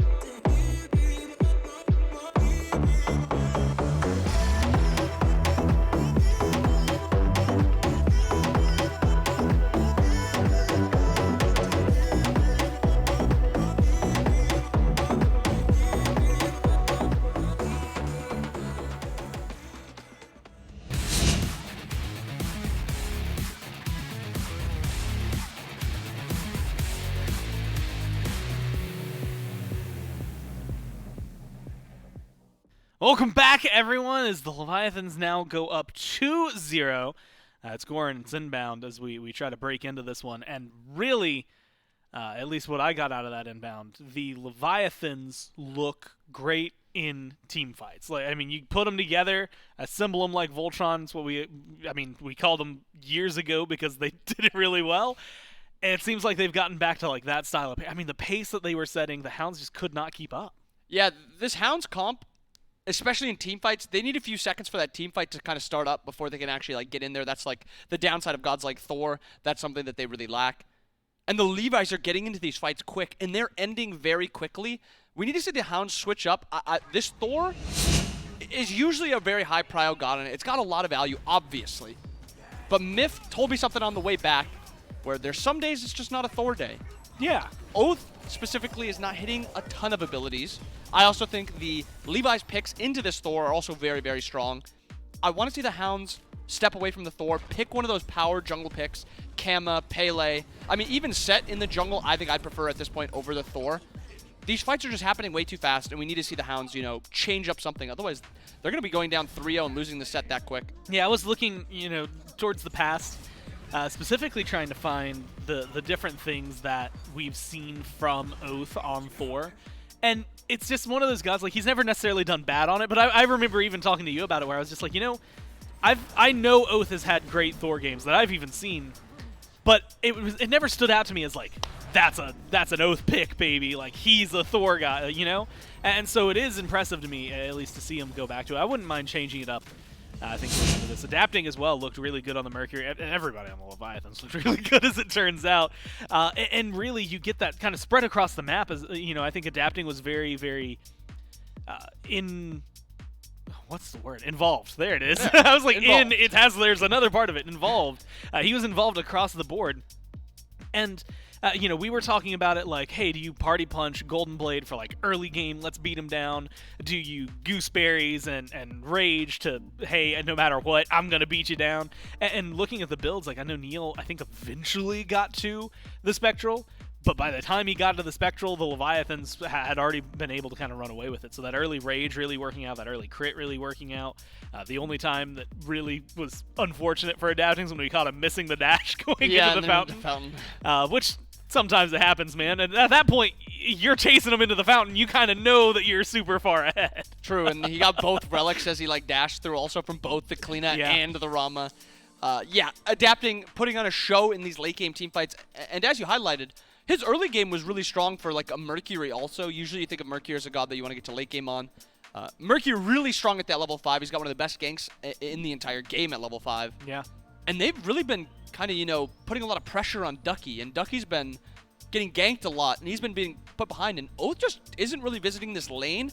And I think a little bit also comes back to this Athena that Rongi's been piloting.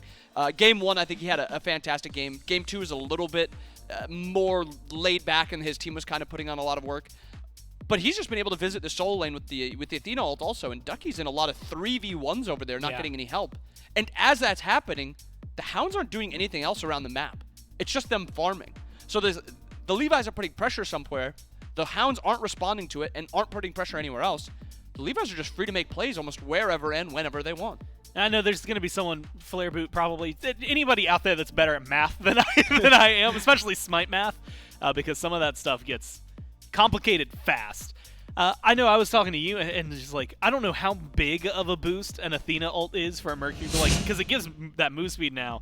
And I really do, like, I just want to know, it's probably nothing. It's probably, in reality, it's probably like this really small number that doesn't change too much. You get DR'd by the movement speed, all Merc's movement yeah, speed, so. So, like, maybe it's not a big deal, but that feels like something, I mean, even if it's not like a huge power boost, oh man, now this Mercury's moving at me quicker is also not really good for your life. Scary, so, very scary. Causes some troubles for him. That was the last pick from the Leviathans. Don't expect to see it too high up as we get into Game 3. Hounds will remain the first pick. Leviathans are up 2-0. And the bands are starting to roll through. So far, the top 4, at least, remain the exact same as last time. Oleron plus Set. On the other side, Chernobog, Yamoja. Athena, though, joins the equation. And like you said, that might at least keep Ducky having a slightly better time in lane. Yeah, it's a good ban. Ronnie's been looking good on it. It's something where Ronnie's also made a lot of plays with the Athena Global. It's a good throwaway ban. Ares obviously really strong. I don't think I have to point that out. but they've proven that they've played around this Athena really well. Make them play something else at this point. Athena, Amma, the last two bans. Yeah. The Ares, the one I was just talking about, is the one that is going to be let through from last game's P's and B's. And Ares locked in as the first pick. Really strong 2v2, very strong mid game. Not the strongest late game, but I like this for the Hounds. Give you something to play around in this early game that transitions into the mid game that's just very, very powerful. Now, do you think that Ares, like, even though he's got a lot of strings to him, especially, like, I'm going to tell you, you probably know this from several experiences, but bolster defenses, that's a really good ability, as it turns out. It gives a lot under there. When you start to read it, there's a certain point where your jaw starts to lower because you're like, oh my god, he does that too? And that? But is he, like, first pick worthy? Because he's, like, he's good. Is he that good? Yeah, it's always risky picking a god like Ares. His strength is incredible right now, but there's always the downside to Ares where if Neil dies first on this Ares, or if he's not able to dominate this 2v2 like an Ares wants, this could just be a very bad pick, and you could just do absolutely nothing. However, I do like it as a first pick. Yeah. I think giving yourself that possibility of just running the game through duo is always going to be positive, and I like that they are now transitioning from a more slower comp in Game 1 and Game 2 to a we want to fight, and we want to fight on our terms whenever we need to with this Ares. I like that a lot more. Levi's, on the other side, go for the Pele, Freya. Pele looked great last game. No surprise. Freya looked great last game also. Another no surprise. Two very high prio picks. And Panda looked fantastic. Shinto also looked fantastic on the Pele. Now, Pele and Freya. The pace that Pele and Freya were setting, even if you take out the Mercury, pretty fast. Ares, Thor, Hercules. So double front line, what you can expect out of the solo, out of the support. And presumably the Thor now going back to Oath. And like you said, sometimes it's not Thor Day. Yeah. This is the chance to maybe prove that wrong, I guess. Yeah, there's always a world where they win this game and the Thor looks good, but after the last two games and what the Thor has brought, and it's been very minimal what it's brought, and it's not even just an Oath thing. I think the team has played pretty lackluster around the Thor, too. Oh, yeah, for sure. And then to go back to it, maybe they just needed something from duo lane. Maybe they just needed a lane to play through because of how much solo lane was getting camped. They want to play towards this duo lane, and that's what they think the Thor can bring. And that's why they went back to it. But it's just, there's the Kama up that just gets locked in. There's gods that just do more early game that allow you to play around duo just as easy as Thor. And if you lose two games on it, especially with how it looked, I just don't think there's a great reason to go back to it. I'm not a fan of it, but I'm happy to be proven wrong. Levi's opt into that Kama. Just another fantastic top three from the Levi's. So much flex potential, so many strength in these gods that can be played most lanes. I mean, Frey can be, but probably is just going to go back to duo. But these Levi's top three just seem so clean. Merlin, Zhang Kui, Cerberus. What was the last time? Well, I guess the Camazotz was down there, so he's not going to be down there. Hades will be down for the Hounds as the final four bans. And look, and you know, we haven't seen the Ares. We did see the Hercules. We did see the Thor. And unasked, but right now, I'd say the Leviathans are pulling maybe a little bit ahead draft-wise. Yeah, I agree. If we're calling it a race, they're definitely in the lead. Aphrodite is being hovered. And I'm always trepidatious to talk about anything that gets hovered because sometimes it doesn't get locked in, but you seem to have something ready for maybe an Afro. I don't mind Afro into an Ares matchup. Okay. I guess, yeah, Undying Love's pretty good, huh? Really good into Ares once he hits 5, once they're both 5. And then the laning phase, you interrupt Ares' clear. You also can out-trade him. They opt for the Cab instead, and last time they did play around the Ares, the Cab was their answer. They went to Absolute, or Ronnie, I guess. They didn't all do it. Ronnie went the all Absolution. 5. It was really weird. Ronnie went the Absolution, and he was ulting to cleanse while also locking in the Ares. And then their comp just kind of relied on killing this Ares. They don't have as great of burn to follow up to the Cab ult. They don't have that true mage in mid lane, at least I'd assume they don't. So it's a little bit of a different comp, but there's still that opportunity where if Ares is behind, he's going to be fodder. Yeah, it's definitely some difficult, just positioning to be put in. Neil, last game, there were times, unfortunate for him, but he could not get anything done, right? The Ganesh was more sacrificial lamb after a while than it was actually actively changing the pace of the game. So like you said, if the Ares suffers a similar fate, starts to fall behind, then might just get a repeat of Game 2, unfortunately for Neil Ma. What kind of answers, while the Hounds are thinking about it, I mean, you're looking for probably a Benny pick. Like, do you want to see him go to an assassin? Are there any mages that maybe stand out to you right now? I think Benny have actually been looking really good on that Kleena. I think he was like the one highlight in last game where it was Benny had a good game. I really think Benny on Kleena has looked so good on it. I wouldn't mind if Benny went back to it, and then they could opt for a magical ADC and duo. I think Soul is an opportunity. I don't know entirely. I'm not an ADC. I never was an ADC, so I don't know entirely how the Soul Freya matchup works out. But it's something where if Soul gets ahead, Freya isn't able to do too much in there. You see Panda. Yeah, I think he's in a good mood, man. Something about those 2 O's gets you a little jazz. It gets you jumping a little bit. You can see. I mean, even earlier, we were on FinoK's cam. Adapting's like leaning over to wave into it. Just kind of let everybody know. And that's a good sign if you're a Leviathans fan right now, that they're full-on high spirits. They don't have a whole lot of time to lock in. Hounds are going to go for the Agni, and they're going to go for the Jingwei. Why are we picking Jingwei with Ares? We have such a good duo lane support picked, and then we just opt into not playing through duo lane. So at this point, the Levi still have their final pick. It's most likely going to be their solo laner, so we don't know entirely how that lane works out. Maybe they're so confident in this Hercules, in this matchup, that they just think they can play through that. So I won't count that out. But if you pick a god like Ares, you want to play around an ADC that can really fight with you. The Jingwei is not a god that wants to fight.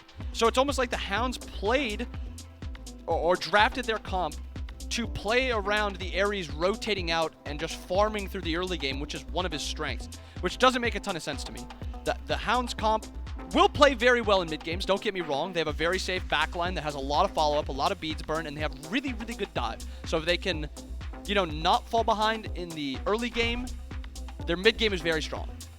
But then you go to that late game, and I don't even think their late game scales all that well. Agni's fine, Jing's fine, but Ares is not a good late game god. Thor is really dependent. Herc is really dependent. I'm not completely sold on the Hounds comp, and the Levi's go with the Chalk last. I don't know how you're playing through a Chalk Hercules lane. Nothing is going to be happening over there. I'm just all in on this Levi's comp. I think this looks gorgeous. I think the Hounds comp is very flawed, and it has a lot of holes in it, and I think this might be a 3-0. Coming out, I mean, strong already. Like, if the draft is that far skewed, and then you take into the account of what we've seen in games 2 and 1, maybe gets a little shaky. Chalk as well. Like, the minute I saw that, you were talking about team fight. I'm just sitting here like, well, the silence really sucks for Ares. Oh, it really sucks for Thor. Oh man, that's gonna kind of suck for Hercules. Like, there's not a single person on the Hounds that is looking at that Chalk and thinking, man, when he ults, I'm going to be ready for it and set. Like, no, you're going to have a rough time. Yeah, and then on top of that, the area control that Chalk's Rain has when he uses his one, that's a huge area that Agni has to just plod his way through, try to get into a team fight. This is such a good comp by the Levi's. I don't think Chalk's a great character. I think he's a fine character, and he's a good counter pick kind of into Herc just to kind of live this lane, as he's always been, just a live the lane type god. But I just don't know how the Hounds are even going to be able to play anything past, the mid portion of the game. Well, that's been the big question. I know a lot of people, I saw some discussion in chat. I know we were talking about it a little yesterday, especially after last week and given what Phase 1 was. I was thinking, Neil definitely new to this team, but still curious, what is the Hounds' MO? What are they going to bring to the table? Because last phase, it took them a little while to kind of get running, but once they finally figured it out, they looked phenomenal. And it maybe took 2-3 weeks before they really had that, but I thought we were seeing the glimpses of it. So far today, we haven't. There were discussions. Is this going to be a 3-0 for the Levi? Some people saying, is this going to be a 3-0 for the Hounds after the last one? And it feels like right now the Levi's just came out to play a little stronger. And when you make these roster changes, there's always going to be ups and downs. You're going to have games where you look fantastic. Last week, they had a couple fantastic games. They got ahead. They had some really good mid games. And then there's going to be the lower sides of it where whether it's a comp thing, comms thing, or just gameplay thing, you're just going to have areas where you're just weak in. And I think this is a pretty big game for the Hounds because I think they want to show at least something in this set. It's a really Yeah. Somewhat demoralizing, at least, getting 3 out in such dominant fashion. So I want to see the Hounds do at least something this game, get ahead, maybe even take the game. If they do take it with a comp like this, I love that for them. And honestly, it's going to be the big test. Can they do it? Backs against the wall. They have to win, or it's a big dub for the Leviathans. It's game 3, and it's J-Mac and Myth. Thank you so much, Gore and Bobby on the desk. J-Mac, Myth, and Doug back for game 3 between the Hounds and Leviathans. Leviathans now 1 game away from a sweep up against the Eldritch Hounds. It's sad to see the Hounds have some fight back. Chat, not too confident in them, though. 83-17 in favor of Leviathans. It started nearly 50-50 in game 1. And after game 2, I'm maybe not so surprised that the Twitch chat is really starting to favor Leviathans. Yeah, this is everybody saying, look, it's not like great returns on my investment here to vote Levi's, but I got to recoup some losses from voting Hounds.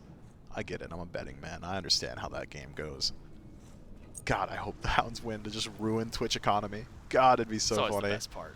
It would be, but unfortunately for my own personal chaotic wants, I'm thinking Bobby was right on the desk. I really do like what the Leviathans have cooked up here. I'm not so certain that I agree that the Eldritch Hounds composition is maybe as bad as he had alluded to, but certainly still is pretty heavily favored Leviathans. The only concern I have for the Leviathans is something that Athena did entirely in the last few compositions, and it's initiation and ease of initiation. Wrong you, similar levels of it with the wall, not as consistent though, not up as frequently. Fine OK is going to pick up a lot of the slack in that regard. Chalk, I've been the biggest Chalk hater on the broadcast for however long my tenure has been here. With that said, I actually don't hate how Chalk interacts with the Eldritch Hounds composition. Feels like Benny in particular is going to suffer once Final K leaves the lane. Yeah, I think Impound put it really well, especially if Benny Q doesn't have a dash. Throw Axe from Final K, drop that rain, have 2 giant areas where Benny Q is just treading through the thickest mud possible to try and limp out of these fights. Oath already starting off on the back foot, now half his health removed. Keeps going to this Thor too. Captain and Shinto. This 3rd game in a row on the Thor. Game 1 was more of a kind of late to the party style. You know, it was, oh no, Ducky's getting ganked. See if I can get over. Oh, it's already too late. He's dead. Well, let's go back to farm. Game 2 had moments where Oath was starting to get involved, get a little bit more active. And then late game just had a couple of missteps. Look over at the Phoenix and said, okay, well, keep your eyes on Oath. He can find this good wrap around on a Panic Cat. And then immediately Panic Cat said, oh, somebody's here. Turns around to find a kill. So I probably would have liked to have seen him switch to something other than the Thor, because it just hasn't worked out so far for him today. You know, and Oath is a phenomenal Thor player. I'm going to get ahead of it here. Some days are not Thor days, and every SPL jungler will tell you exactly what I mean when I say that. Thor is a god in Smite, maybe more so than any other, that demands mechanical excellence consistently. If you're not hitting double tap 80% of the time, you're not playing Thor at even 50% of his strength, right? If you're not connecting your ultimates, at least 2 or 3 man ultimates once or twice in a match, things are just not going to pan out. You just got to be ready on the Thor, and sometimes you wake up on the wrong side of the bed. There was a bug in your Cheerios, something happened, and it just doesn't line up.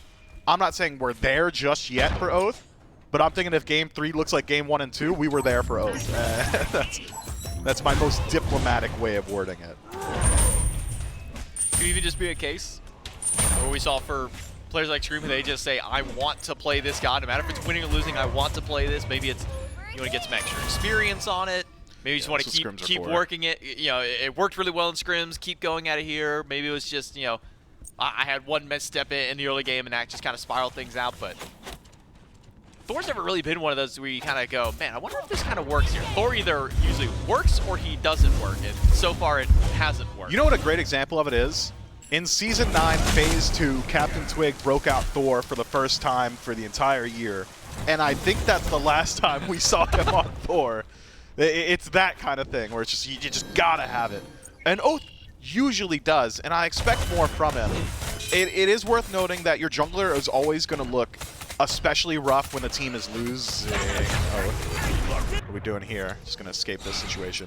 The jungler always does look like one of the worst players on the team when a team is losing significantly. It's jungle and support because they've got their hands in every basket. They're a part of every engagement, and for the most part, they're holding up that front line. So I'm going to give a little bit of leeway there in that the Eldritch Hounds just have not been able to find their footing in this matchup. past the 10-minute mark so far in this set. So if the Eldritch Hounds can keep their heads above water, maintain a relative state of parity, things could look better. Well, Benny's got beads. Beads don't save you from all of this damage. I mean, that was a dash away from Benny Q, followed by an immediate volcanic lightning jump in from adapting. So first blood to Leviathans.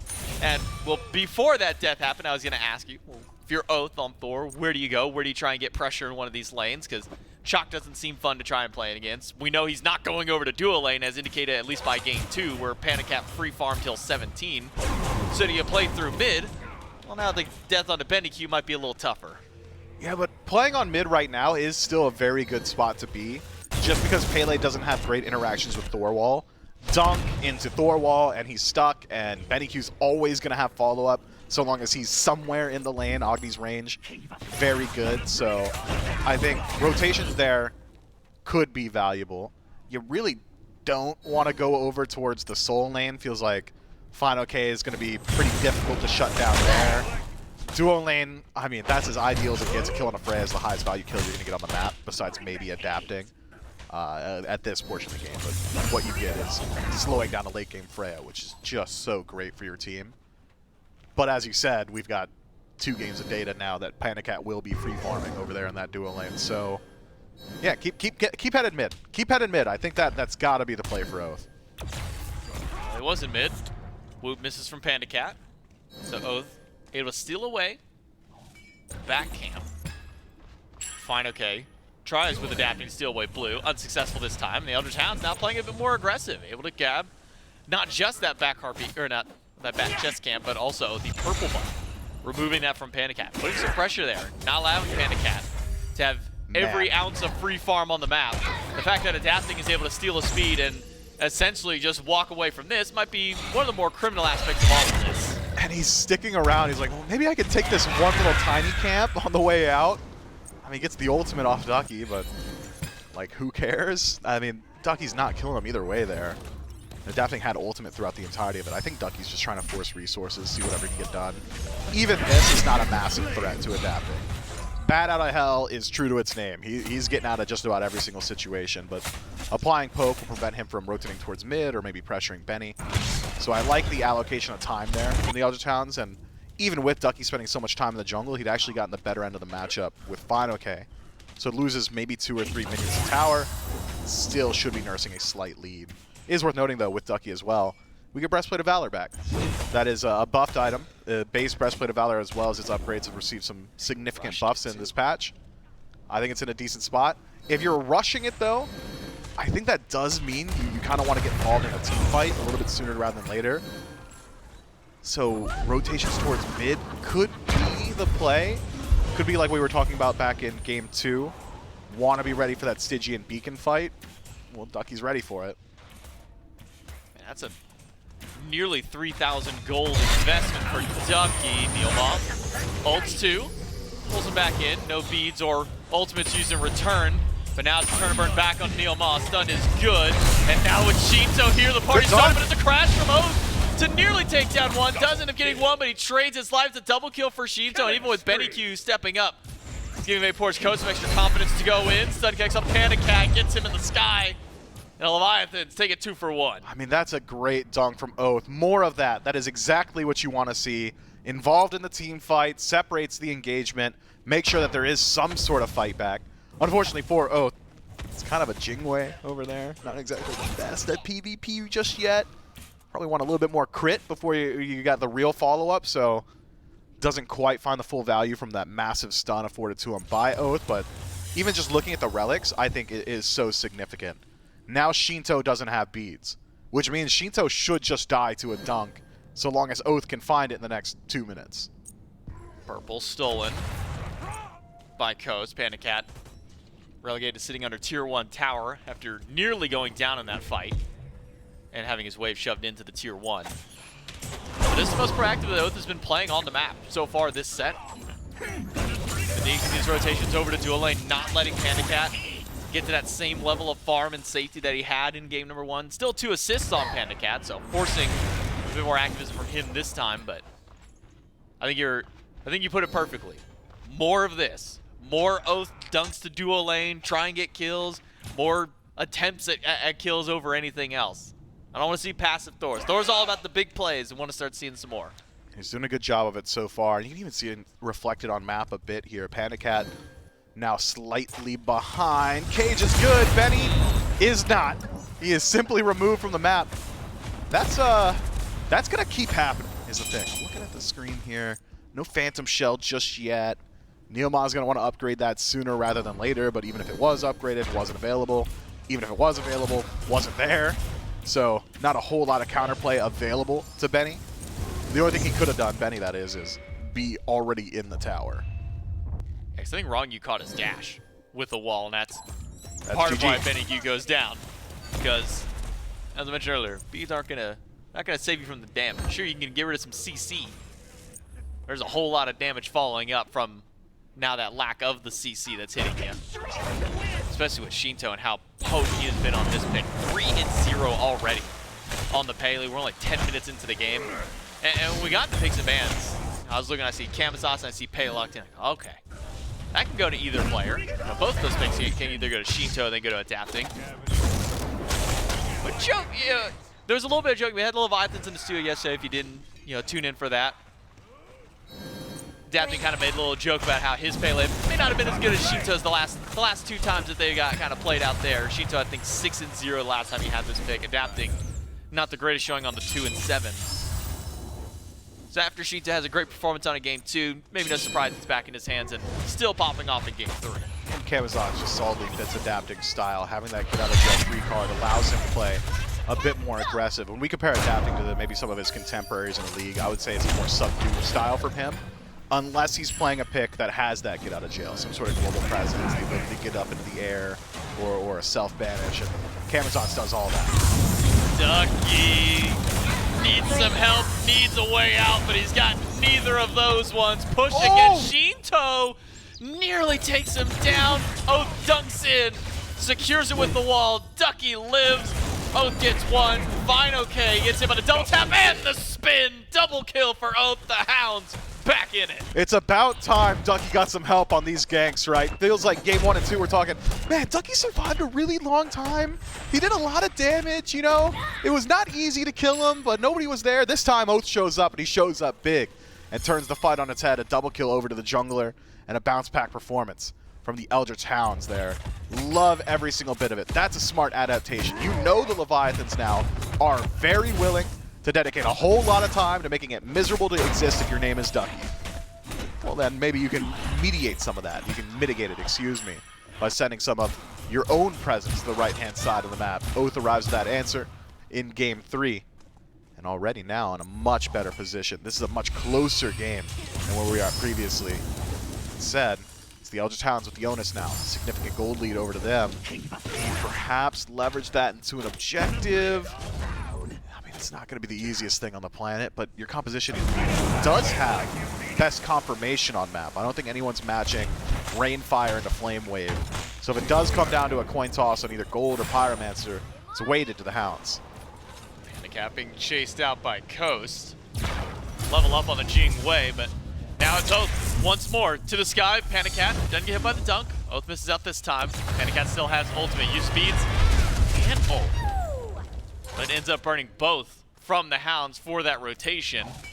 But solid amount of CDR in Oath's build. He can go right back over once more. Adapting.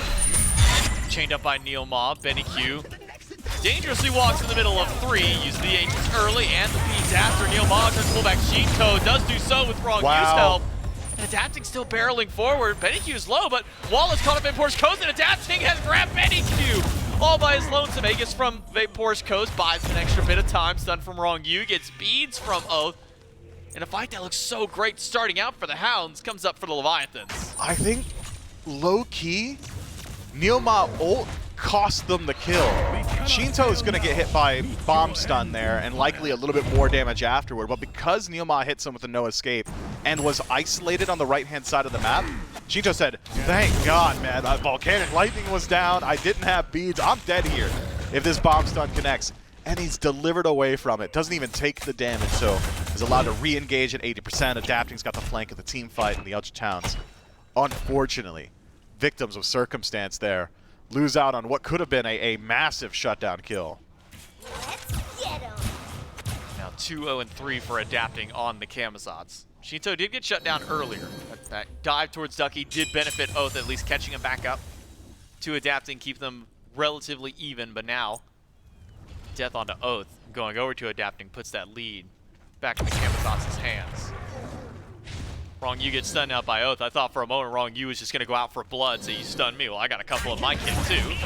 Spares him for the time being, just sets up around Pyromancer. If this is the first game of the set where we still have a Gold Fury standing by the 14-minute mark. And that does bode well for the Eldritch Hounds. We're still sitting on that small lead.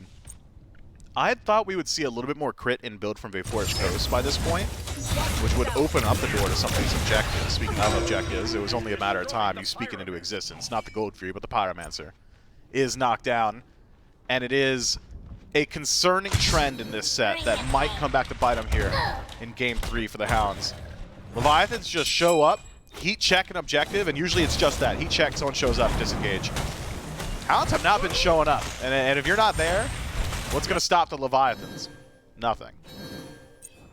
Now, I don't want this to come across as mean when I say this, but I wonder how many. Almost always gonna be but I mean. wonder how many ultimates from Neil it will take before Wrong You gets the timing on Absolution. Because, and I say this, he built it on Ganesh last week against an Ares, and it took him 2 or 3 times where he gets pulled by the Ares before he finds the timing for Absolution. So I wonder if it'll take him. I trust him. One, maybe 2 at most.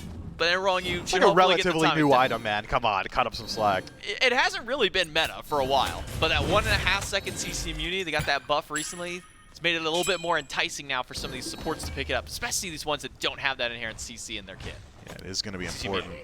I mean, it could really cost you a team fight in the late game if he's not on the ball with it. So you're right to call it out. To keep my eyes on it there is keep eyes on Ducky while they land some Leviathans, and it just happens to him every time. The Ducky right now should be screaming, Gold Fury, Gold Fury, Gold Fury. There's 3 over here. Hounds are at the Fury. Leviathan's got to know that they're going to be losing out on this one. They get their kill. That's great. And Leviathans probably say that that is worth the risk that they were willing to take. Gold Fury for Ducky's life. What more can Leviathans get from this? They already took the Pyromancer. They're not even going to go for the Tier 1 tower. They just said, okay, full collapse onto Ducky.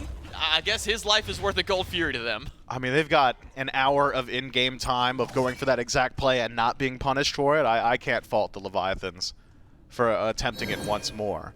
And there is some nuance there with Shinto now knocking down the tower, blue buff invaded, 1-for-0 trade in exchange for Gold Fury on the other side. It's a relatively even trade. Maybe the Leviathans. Can you pull up the charts, Doug? Help me out a little bit here. I mean, it's about a net neutral trade, it would seem. I mean, all those dips equalize right after that Tier 1 tower. I don't hate it. I don't love it. It's just something that happened.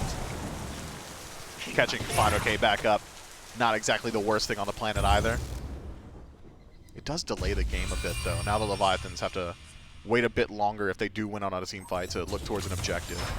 I'm sure the Eldritch Hounds very happy with the idea of not having an objective on map for the Leviathans to force that team fight on either. Leviathans will give up the beacon over to the Eldritch Hounds. Second beacon now done. Another 5 minutes and we'll see that third and final one spawn back up, at least for its first rotation of the beacons. Haven't really had a game so far today. Need to go beyond that second or that first rotation of them. Usually games are ending by that 27 to 30 minute mark. That's kind of just been the general pacing of our matchups from week number 1, aside from a couple of stray games that might go 35-40.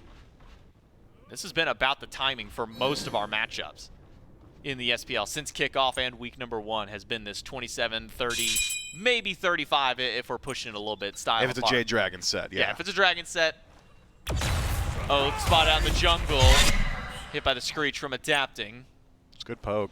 The Leviathans, they're fishing for anything. They're going to steal away the chest camp, take Chester off the map. Not really in position to go for the fire like they were in game number 2, though. No, and Panda Cat, I think, the biggest indicator of that is just not interested in rotating out. Will spend his time on the left-hand side. There's a little bit more you have to think about with a Jingwei from Vapor's Coast. Even if he shows himself on left, back to base, fly over to right, he'll get involved on a Pyro or Fire Giant fight very quickly. So if Panda Cat wants full value here, it's look for PvP, look for any sort of engagement he could find. That would have been a great opportunity with Coach showing himself on wave, but that's a bit of a bait. Oath's hovering the left-hand side of the map, J-Mac. Pick onto Pandacat now. I mean, it could be massive. It's like 40 seconds on the grayscale. Fire Giant's not exactly easy for the Hounds, but if Panda's off the map, it's as close to easy as you'll get. See a group up around Pyro for the Hounds. Leviathans on the way. Pyromancer and pull in a teleport channel as well by Ducky. He's first on the scene. The Hounds do get the Pyromancer.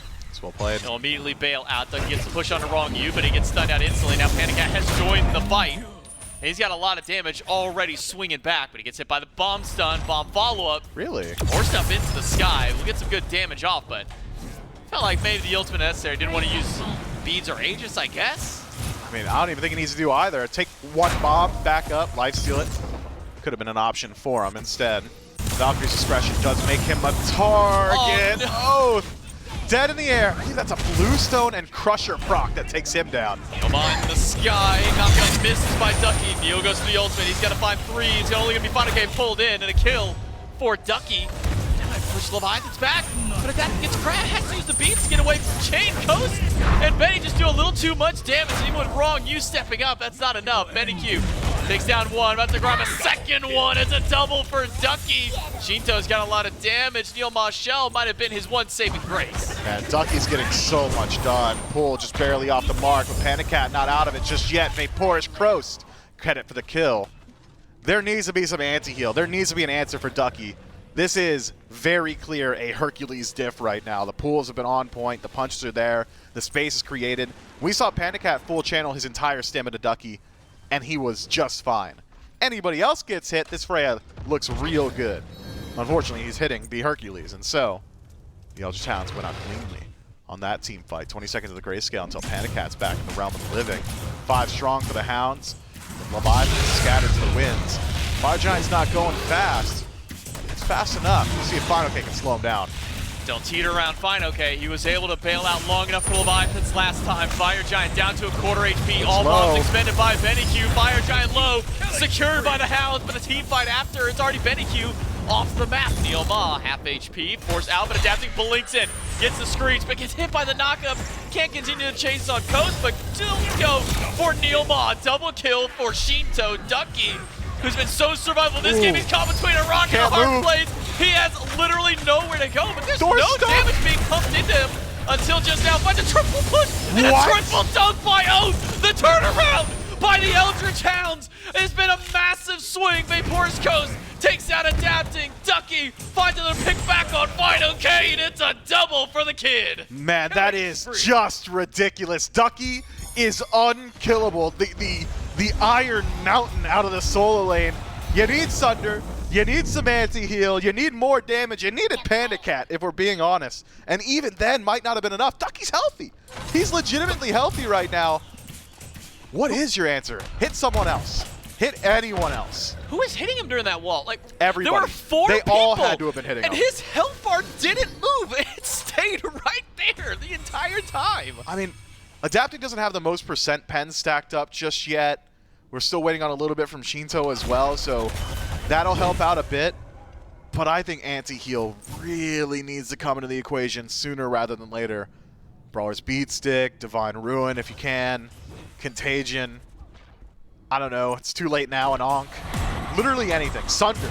It's not anti-heal, but it'll make him killable.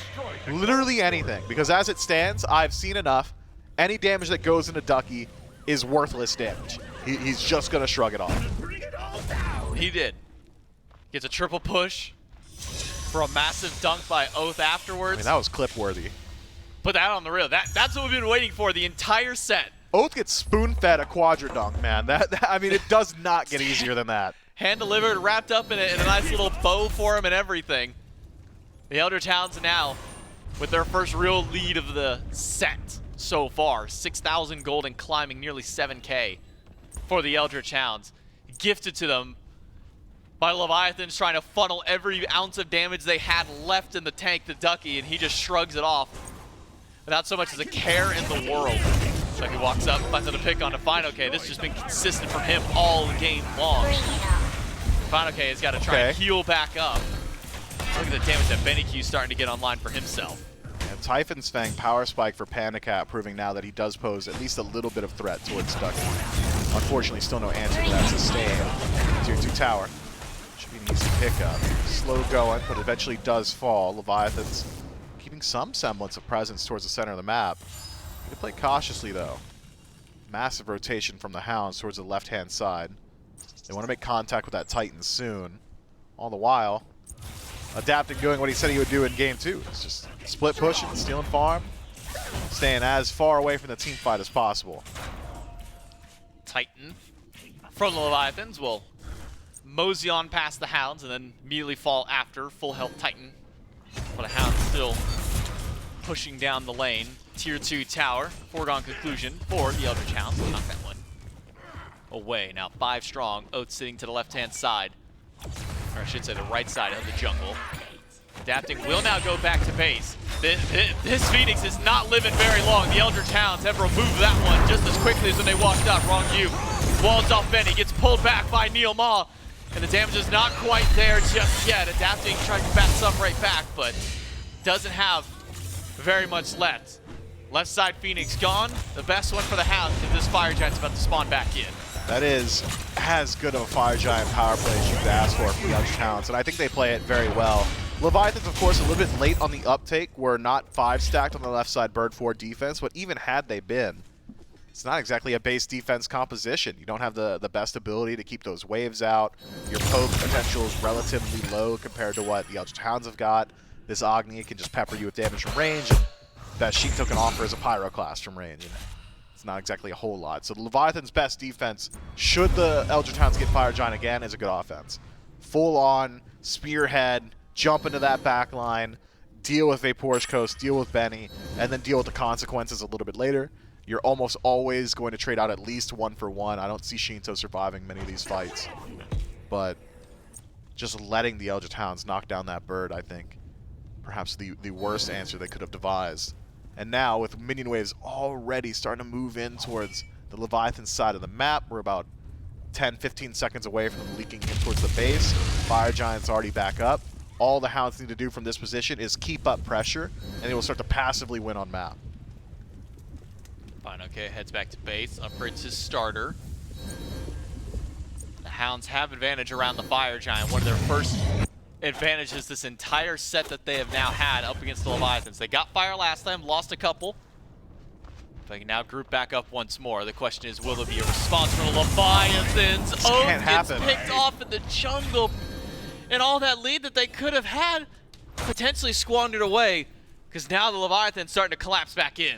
Yeah, Oath has just been caught out too many times now in that jungle fight, and it's been Shinto each time that's hunted him down, found him, and secured that kill. Leviathans, though, still not out of the fire just yet. Still need Final K pushing out those waves on left. Does have teleport, should be able to join his team. It'll take a little bit, not fully upgraded. Has to go to that tier 2 tower on right if he does decide to make that teleport happen. So the Leviathans, I think, just happy to get a bit of a breather there. It was the Eldritch Hounds with every bit of advantage. I do not want to understate it. All the Hounds really needed to do was group up as 5, pull the Fire Giant, generate threat, force a fight. That was the entirety of the goal. And force Final K to rotate out, allow that mini wave to push up. Oath, in just falling down, may not have cost them the Fire Giant. They'll get a chance again, the Eldritch Hounds that is, to try for the neutral objective. One more play like that, though, Phoenix is back up. Another one afterward, Fire Giant does go to the Leviathans. These small mistakes start to build up. The gold lead, not crazy enough to allow for a large margin of error there. Still need to play it well for the Hounds. Hounds start on fire. They pop the frenzy immediately. Fire Giant's, it's already down to a quarter. Wrong use, the only one in position to try and steal this one away, but he's not willing to walk into the fire this time. Eldritch Hounds, quick pull on the Fire Giant, melt the health bar down, secure the buff for all 5 once more. Left side Phoenix, still about a minute till it respawns back in. The Eldritch Hounds now have some time. Start pushing up the minion waves on right and get stacked up for their next siege. Yeah, Fido K is going to try and knock down maybe one more wave after the one he's currently working on, and then get back to that Phoenix as quickly as possible. Instead, it'll be just this wave. We'll get ready. I thought that tier 2 tower would act as enough of a buffer to get him the time for one more. Instead, it's all about this defense. Remember, it's not about this long, drawn-out battle for the Leviathans. They want this to go as quick as possible. And here's the thing. Adapting for Ducky trade is perfect for the Leviathans. Ducky has been the difference maker.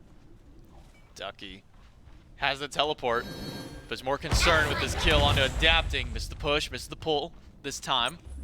But now Oath is on the way.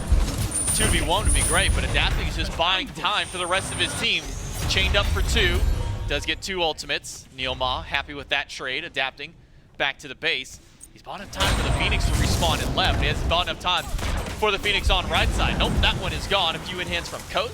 We'll take that one off of the map. It'll be a Phoenix trade out, but you still have one more fire minion wave to be dealt with on left. As the Hounds push into mid, Leviathans, where will those step up be? Will they even try and go for the full defense? Wrong you. Anxious to get that wall out there, but holding on to it for another fight. Hounds already got about 50% of this mid Phoenix. Left side bird is back up, but on 50% as well. Leviathans, the longer it goes, the squishier they get, so it's an all-in. Beats from Coast, ultimate from Shinto, clips the wall, but he's still getting some damage, but now he's being collapsed back on. You dive into 3, the 3 dive right back, and Oath crashes in just for good measure. Mid Phoenix gone, right side gone, left. Just a couple more in-hands because it is a weakened Phoenix. Coast can walk right in with the team, take that one down, and now Leviathan's fighting with no birds left. I thought the Leviathans would really commit a bit more there. Final K holds on to his own ultimate. Panda Cat's too far to deal damage. Has the ultimate for this. Keeps him alive for a moment, but just a moment. Well, Final K hit 4 people with ult, and all 4 of those people turned and said, okay, what else do you got left? The Eldritch Hounds. They have turned this game back around. They have kept this set alive, and they will push it into game 4. This one much better from the Eldritch Hounds. Proactive play across the map, presence in the side lanes, big bounce back performance from Oath. Ducky, of course, I think, been playing very well the entirety of this set. I gotta give him credit. Has been a silver lining for the Hounds this entire time. This time, though, has the backup around him to really make use of the survivability. That Hercules, a massive detriment. I wonder, though, J-Mac, how different some of those team fights look if there's any anti-heal in play. I keep going back to that moment, because that's, for me, that's the moment that entirely turned this game around.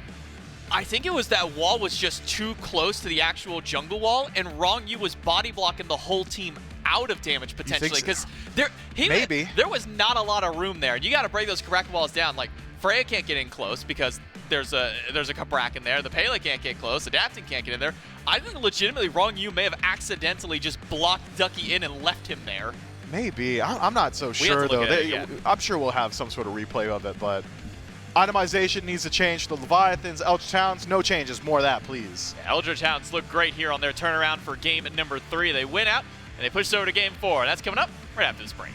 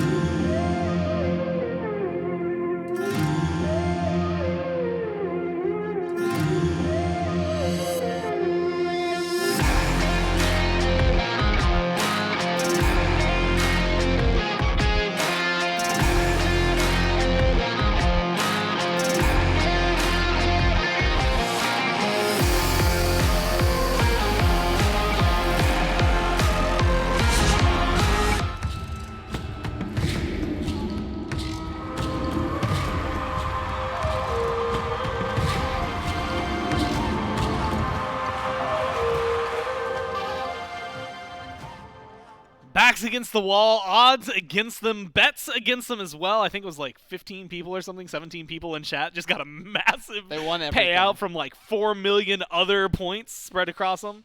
And the Hounds managed to take that game. We'll break into it in just a second, but you'll see. We have a whole plethora of things right here. But the thing right there in the middle, and what you just saw coming into this, the E-Shell Shaker from Advanced GG. If you're sitting around, and at least if you're like me, you probably didn't get enough sleep because last night you stayed up too late because you really wanted to watch a show that you wanted to and stop paying attention to the clock. Well, the good news is that you can get some beverages and I guess in this case, like the flavors that will then mix up with some water in these beautiful shakers, this E-Shell Shaker, to be able to find the energy that you need to get throughout the day, which I am honestly starting to maybe desperately need because of the aforementioned lack of sleep. But you can go and get the E-Shell Shaker now. Go to advanced.gg and find it there, as well as use code SMITE for 10% off on any of your purchases there with Advanced GG. So thank you to Advanced GG for partnering with us here in Season X. Thanks to you for going out and buying our fantastic products to the point where I mean, at this point, it's like last man standing, I think, for E-Shell. And so go knock it out, and then then we got to start scrambling. But I guess that's a good thing. We got inbound up here, and inbound. I don't want to throw you under the bus. I think you do. No, I actually actively don't. It's usually actually bad form on the host to ever do that. But you also did say, I think your exact words were, if the Hounds win this, it's going to be huge for them because, as going into it, you liked the draft from the Leviathans better. Last 2 games, the play from the Leviathans better. I mean, almost everything, it felt like if you could stack it up against the Hounds, it felt like it was there. Yeah, and I think highlight 100%. In my opinion, at least, that's still a game that was difficult for the Hounds to win, and they took it in pretty, good form. I think the Levi still fought back. It wasn't a blowout or anything. But that mid portion of the game, which highlighted was the strength of this Hounds comp, they played it very, very well. And highlighting on top of that, this Hercules was a problem. They could not kill him. They could not deal with him. His CC was all too much. Yeah. And the big turning point, as we all have probably talked about or heard by now, was the massive, massive dunk that Oath had on top of Ducky baiting 4 people who spent, how long would you say, literal 10 seconds in game trying to kill him where he was not moving. And Oath just came in big, got a huge cleanup kill. That this one right here, there. Absolutely huge. And that was kind of like the game turning play. The Hounds had a little lead. They got this Fire Giant. But if Oath isn't here on time, even like a second or 2 seconds later, Ducky's dead and there's no Thor opportunity there. I actually have to give the shout out to Vile for the replay on that one because it wasn't just, you got to see everything. You got to see Ducky where he's standing and just controlling everybody, into a massive dunk from Oath, into the land in shots from Coast. I mean, that vision, that camera shot from Coast was the perfect angle to find that, because you got to see, like you said, I mean, that's catastrophe. That's where it crumbles for the Leviathans. Up to that point, you have some back and forth, but Ducky lives so long there. Keeps going. And KDAs, I mean, you look at him, it's not that crazy. I also have to give the credit to Oath where it is due. Maybe he's fueled by Smite, and if so... He heard me talking. Yeah, he was listening to the death segment. But that was a much better Thor game than we got to see. What was it? It's that ult, really. You could maybe even isolate the rest of the game. I don't care about it. That ult does so much for the team that I can ignore everything else that happened. Yeah, I mean, just that fight alone was all he really needed to do, because at that point, the Jingwei is now huge. Ducky's unkillable. They cannot deal with Ducky at almost any point. And then, I mean, late game, I don't think Oath did very well. He kind of got soloed a couple times by Shinto, or adapting on the camos, also cleaning him up a little bit. But it was good enough. And sometimes that's all you need. Sometimes good enough is all you need to then build the confidence to have an even better next game. And that is something that's going to have to be in the back of the Levi's head. Well, I don't think you have to worry about the Thor, even after that game. I think there's some other things that should be, prioed. But it's just going to be something in the back of the head where if we group up, there's going to be a 4-man Thor ult waiting for us. That changes the pace of things. One of the big bans that I guess realistically to strip away what the Hounds were doing, or sorry, what the Leviathans were doing, was that Athena. And that's what I was curious if they were going to go back to it. As Hounds, game 4 games in a row to be first pick is honestly very impressive for them. They're batting 33% now after that win, so they can maybe wrap it up to 50. Oleron, Set, Athena, Chernabog, Ares, which was the first pick, and the Hercules, which was the unkillable pick, both stripped away from the Hounds. So a lot of things still open, but a lot of their powerhouse is stripped away. And I think they isolated who they think the problems were. I think the Ares, the early portion of the game worked out really weird, where one backed by PandaCat on that Freya actually put him off from the purple buff timing, and they got invaded. And from there, he was behind. And Jingwei, who's behind a Freya, is able to just dash in for pretty free. So I think that's still like a fine thing. Ares gives a lot of pressure over there. So I think it's a good ban. Same with the Herc. Hounds opt for the Emoja first pick. We saw it game 1. The Emoja looked really good. I actually think Neil looked fantastic on the Emoja. I think the comp drafted around the Emoja and the comp that the Levi's picked was also very hard for Neil to play into. And the Levi's kind of go back to it a little bit. That Cerberus matchup, not too easy for the Emoja. And they also go with the Amaterasu. A couple usual solo laners will probably have to be Cerberus support at this point. I was going to ask, like, actually, I was going to even use your name, and you specifically, because I think the one time, or at least the few times I remember Ama support in recent years, you were the one playing it. So do you, in this case, you prefer probably Cerberus over there than the Amaterasu? From what I've seen, yeah, I think builds mostly favor what Cerb would kind of look for a little bit more. Even with how strong Shogun's is and playing around objectives with Alma, I think can be really good. I think Ronnie makes me think Cerberus support a lot more than Alma. I wholeheartedly endorse that. And honestly, I'm a little ashamed I even brought it up. I love Alma. I love Alma. Well, but in support. In support, really. Yeah. Do you think, okay, this is like interview time where we're taking it separate. Is it something that could maybe like work in ranked way more than it would work like in SPL? I think it's more of a strength of a comp. I think if you draft a comp that walks to objectives and can play around objectives a lot better, I think it's easier. I don't think there's a lot of objective-based comps right now. We have a lot of assassin mids, which Alma doesn't really help or facilitate them very much. Hounds now going back for the Thor. This is now the 4th Thor game in a row. I'm still a little apprehensive towards the Thor. I still think that it's just something that has not looked all that great from Oath. You had 4 people lining up, and that was the magnum opus that Oath has had this entire set, was 4 people trying to kill Ducky, and that was just about it. Nothing else has really stuck out to me to like kind of prioritize this Thor again. Even waiting towards the second half and picking a Prio God here would be something I'd prefer a little bit more. But they opt for the Thor, they opt for the Horus, and we have a couple kind of weirder type of picks. We have Alma Serb, who are mostly solo laners, so one of them is going to have to flex out of solo. And then we have Umoja Horus, mostly both supports. Source has some flex potential to solo, just like Serb has to support. So a couple different solo laners or different supports that we haven't seen a lot of. We've not seen a Serb support in years, and we've not seen Horus support. I mean, I guess we've seen it somewhat recently, but still is prioed a little bit more towards support, I think. And then Ryzen last picked for the Levi's. It did eat a small nerf in this patch. Alma, same thing, also ate a small nerf. But both still very, very strong in what they can do. Now, it's been interesting looking at, like, I guess, overall win rates. First off, that last game for Oath put him at a 50-50 directly. I think it's 7 wins, 7 losses on Thor. So that's always fun to see for him. But like you said, Ama, Raijin, where they're at, because Ama had 8 wins, 4 losses in the games that she was played. Raijin didn't see anywhere near as many games, but he's been losing slightly more, but it's not really that huge of a deal. So we'll just have to see. Plus, Shinto, I bring this up every time that Shinto is the one on a Raijin, but a 24-game win streak on Raijin. Like, it was 24-0. Or I think he ended at 24-1 and out of a 25 like stint when Raijin was meta, and he is absolutely insane, as it turns out, when it comes to playing this god. We'll see if that carries over to the current day and age, because I think that was back in Season 8. Bans cycle through after that. Freya, Merlin, Camazotz, and Mercury. The first 2 by the Levi's, last 2 by the Hounds. As Marty is getting hovered. And we have not seen Marty outside of mid in a little while, though the merits that he would bring are still, ult heavy.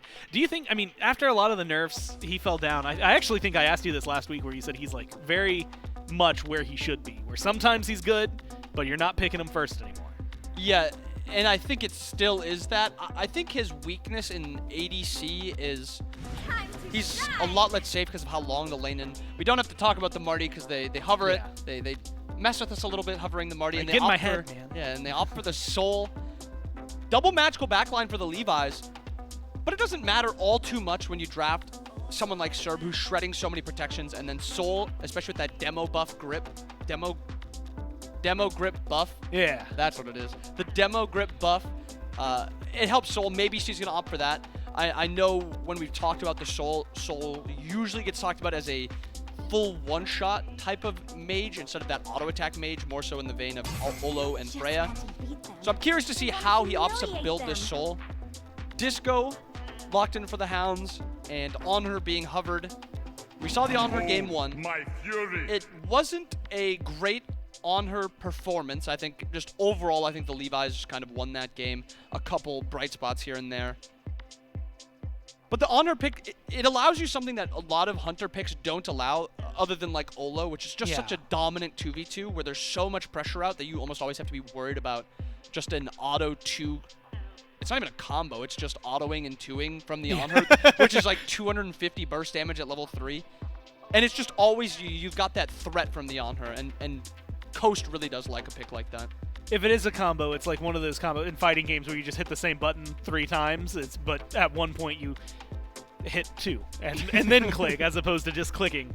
The damage will be there, and that's going to be, like you said, a very interesting prospect. I'm excited to see the Discordia. It feels like we only see that from a very few mid laners, unless she's just absolutely bonkers good. And right now she's maybe in that good spot where she gets to slip through. While the Leviathans finish up their draft, though, I'm kind of curious, especially depending on what they lock in. It should be Adapting's pick. Horus, with the Umoja, to me means that we're going to see Ducky playing it. How does that match up into something like Amaterasu? Because I know, when we see Haddix playing it, you have to add like the Haddix factor, which is just something that's incalculable, it feels like. But it feels like this has been a pick that has slowly been on the rise in solo for Horus that sometimes he's really good at, but Ama was like the god to play, and so it feels like it should be kind of difficult. Yeah, Horus just wants to be able to pressure you out through kill potential alone. He's got really, probably the best setup in solo lane for ganks. So much CC, a lot of damage, and a prot shred. So he's got really good gank setup. His farming potential is there once he gets the gooseberries online. He doesn't really clear waves all that well. He just kind of autos them down.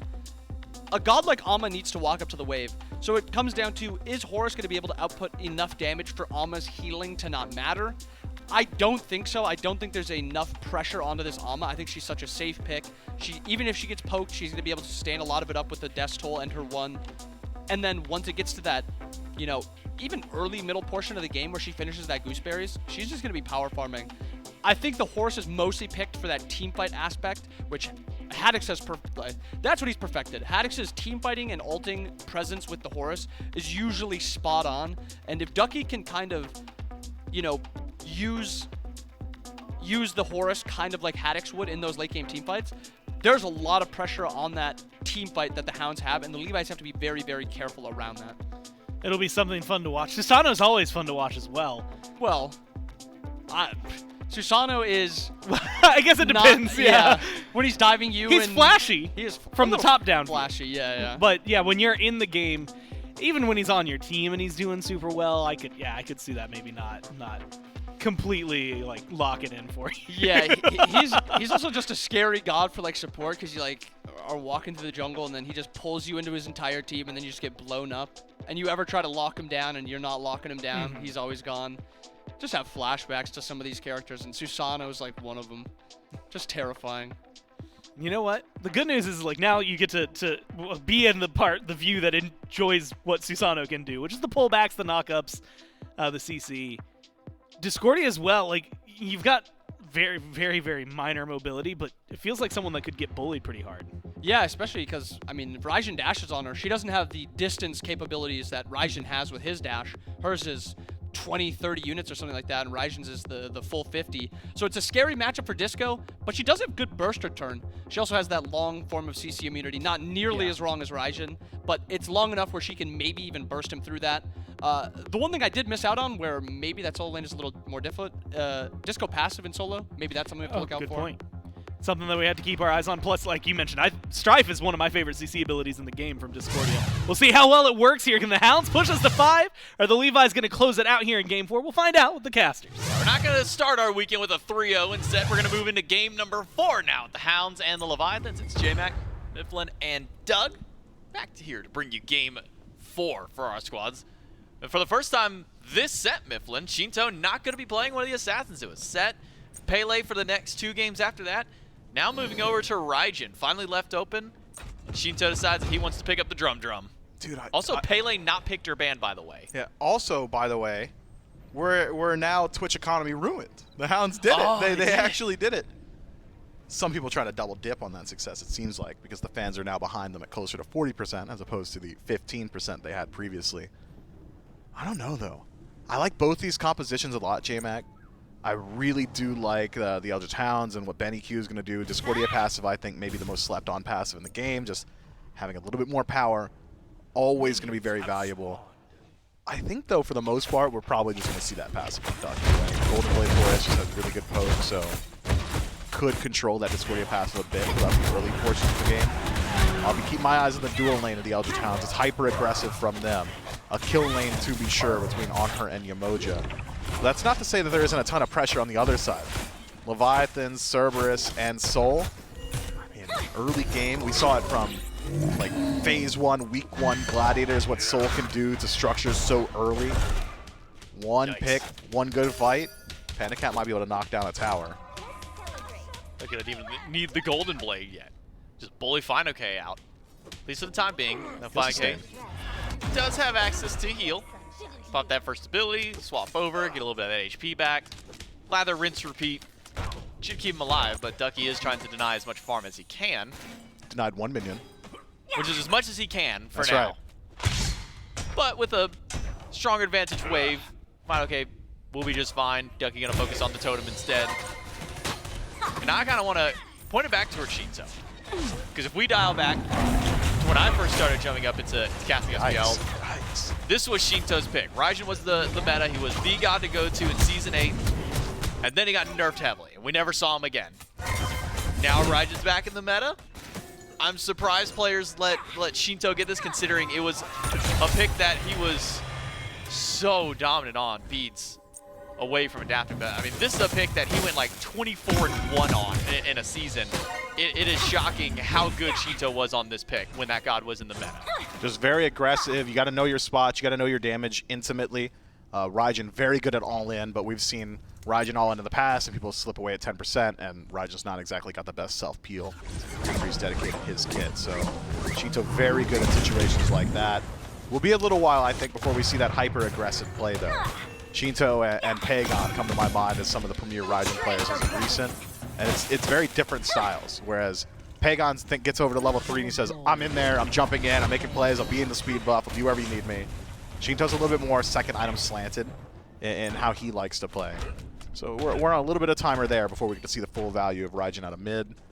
And we might see that reflected a bit in the jungle as well, adapting not exactly one to camp out the mid lane as opposed to some other junglers. So for now, just spin your wheels, collect some farm, and we'll check back in about 3 or 4 minutes.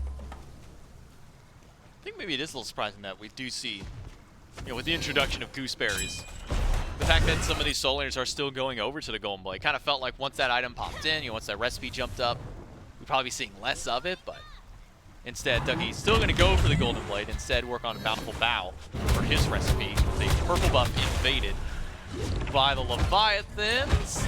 It's stolen away just yet. Impale from Coast actually secures that one by pushing one of the Leviathans through the buff. And just go ahead and throw a nice little taunt. Try to 3-man invade, and didn't get anything for it. No, not this time. Great play by Vaporish Coast there. Just to secure his own buffs. But that pressure mounting from the Leviathan in the duo lane should probably pull the attention of Oath sooner rather than later. It is much easier to shut down a Soul in the early game than it is a Freya, just because she doesn't have that instant self-banish. The Saffrate, of course, still a phenomenal self-peel tool. Has a little bit of timer on it, a little bit more difficult to utilize that at a moment's notice. So I would like to see Oath over there. Gone towards Thor 4 times in a row. Hand's got to be warm by now. I mean, 4-man dunk in the previous game, I think, does wash away some of the concerns that we had building up through games 1 and 2. But it's not about game 3. It's always about the most recent game played. So I'll be keeping my eyes on Oath. Would love to see him keep up that pressure, because I think that is one of the major turning points for the Eldritch Hounds, was Oath's ability to get involved in those side lanes. It was much higher in the last game. Could be that he tries to recreate some of that magic here. Kept things a lot closer in game 3, all the way up until that turning point. Because it wasn't like, even though the Leviathans were super far ahead, it was maybe a couple thousand gold by the time that Ducky Oath combo play comes up.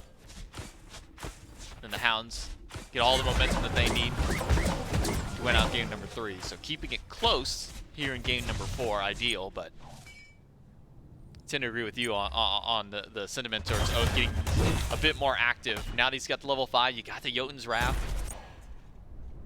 See him try to go over one of these side lanes. Get anything. Get a beads away from Panda Cat. Something away from the mid. Instead, it's pressure to the left side for the Leviathans. Vapor's Coast has his beads. Jumps away from Wrong You. Misses out on the stun this time. Vapor's Coast thinks he's okay. Uses a quick ult and cancel to get away from Adapting's pull. I mean, that's resources burnt immediately. Vapor's Coast already struggled in the 1v1, but now struggle a little bit more so without that CC immunity and ultimate available to him. So next rotation might find a little bit more value, but anytime you dedicate this much time to one side of the map, the enemies generally get something done on the other side. Blue buff invaded there by Oath on the right. But this is wishful, isn't it? It's so early in the game. Really early, and without your they have carry no too, idea. because Panda Cat, he just now has shown his It's just face. gonna happen. Shinto rotates in as well. Gold Fury, 5 minutes and 40 seconds to the Leviathans. That might be one of our earliest Gold Furies we've had in a very long time, Miff. I mean, it makes some degree of sense. You're assuming that Vapor's Coast has got nothing left in the tank. He's probably headed back to base, low mana, needs to finish up that Devourer's Gauntlet, was sitting on the Cursed Gauntlet in that second slot. And so, knowing he's going back, you at least know the ADC isn't going to be there, but I'm not sure that Coast is even necessary. If Benny Q turns the corner this early in the game, two-man strife, Unruly Magic, Gold Fury's got enough damage, that's probably a kill, just immediately. It's Leviathans. It's been their win condition this whole set. Heat check an objective, and if nobody shows up, take it. And Eldritch Hounds were not prepared for this one. And that's what won them game 1, so it was winning them game 2. Game 3 is where we really didn't see a whole lot of that objective-mindedness from the Leviathans. Oh, fine, okay.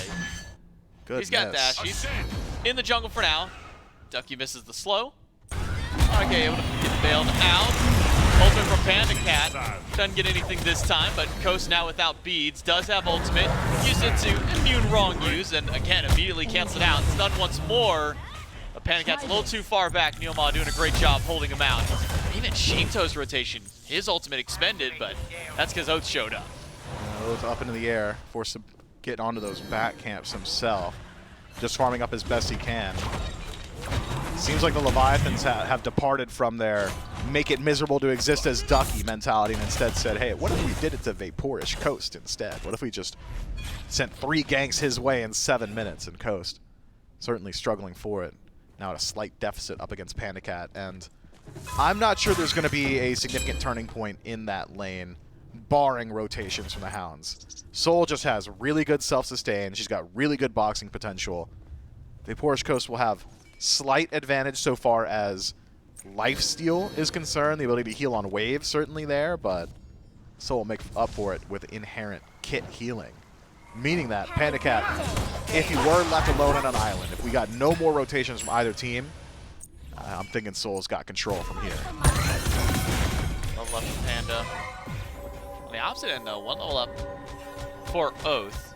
It's been consistently like that since about the level 4 or so mark. I believe Oath was first to 5, adapting shortly to follow, but experience has still just been favoring Oath little by little. You see Coast just keeping an eye on where Panda Cat's rotating. Maybe this is where Oath has been getting some of his XP lead, has been these attempted invades. Go over to the green buff, see if anyone's there. Go to the back camp like we saw last game, steal something like that away. Just trying to keep his presence known on the map, while also at the same time trying not to be seen on the map too much. And now he's trying to be seen, wants to be perceived as he makes contact with Wrong Gu. Ronnie, though, had different goals. It wasn't about the fight, it was just creating space for the neutral camp, while Panda Cat slowly works away at that.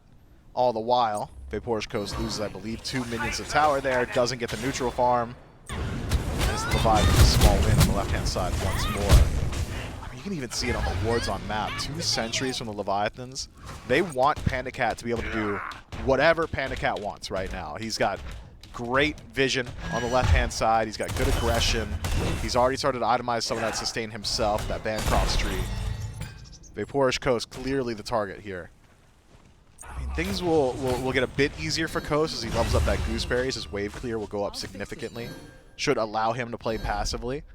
But if there's anything we know about the Penta Kid, he doesn't want to play passive. And he's certainly not happy about the pace so far. And matchups where Coast doesn't at least get to box on ones that he doesn't like. He might even be losing a box match. He wants to take those fights as often as possible. Wrong you, getting a nice chunk of damage to Neilma. Ghastly Breath really starting to show its presence now. Just with the buff that it's gotten on that extra prot shred. Especially when nobody's really got any defense online. Benny Q pulled back. A lot of damage back to his name. Oath dunks in. Gets beats from Shinto and a Typhoon from Adapting. Leviathans on the offense and immediately forced to be defensive. They are. Adapting will take a little bit more damage towards the tail end as well, but even then, I think an okay trade. Anvil of Dawn, the only thing that's going to catch anyone really unawares on map, so burning beats from Shinto, significant, but Taiko Drum's still there to prevent any CC that comes his way in the future. And Adapting, just making sure that his ally makes it out alive. Stygian Torment, no good. Forge Coast should just be fine here.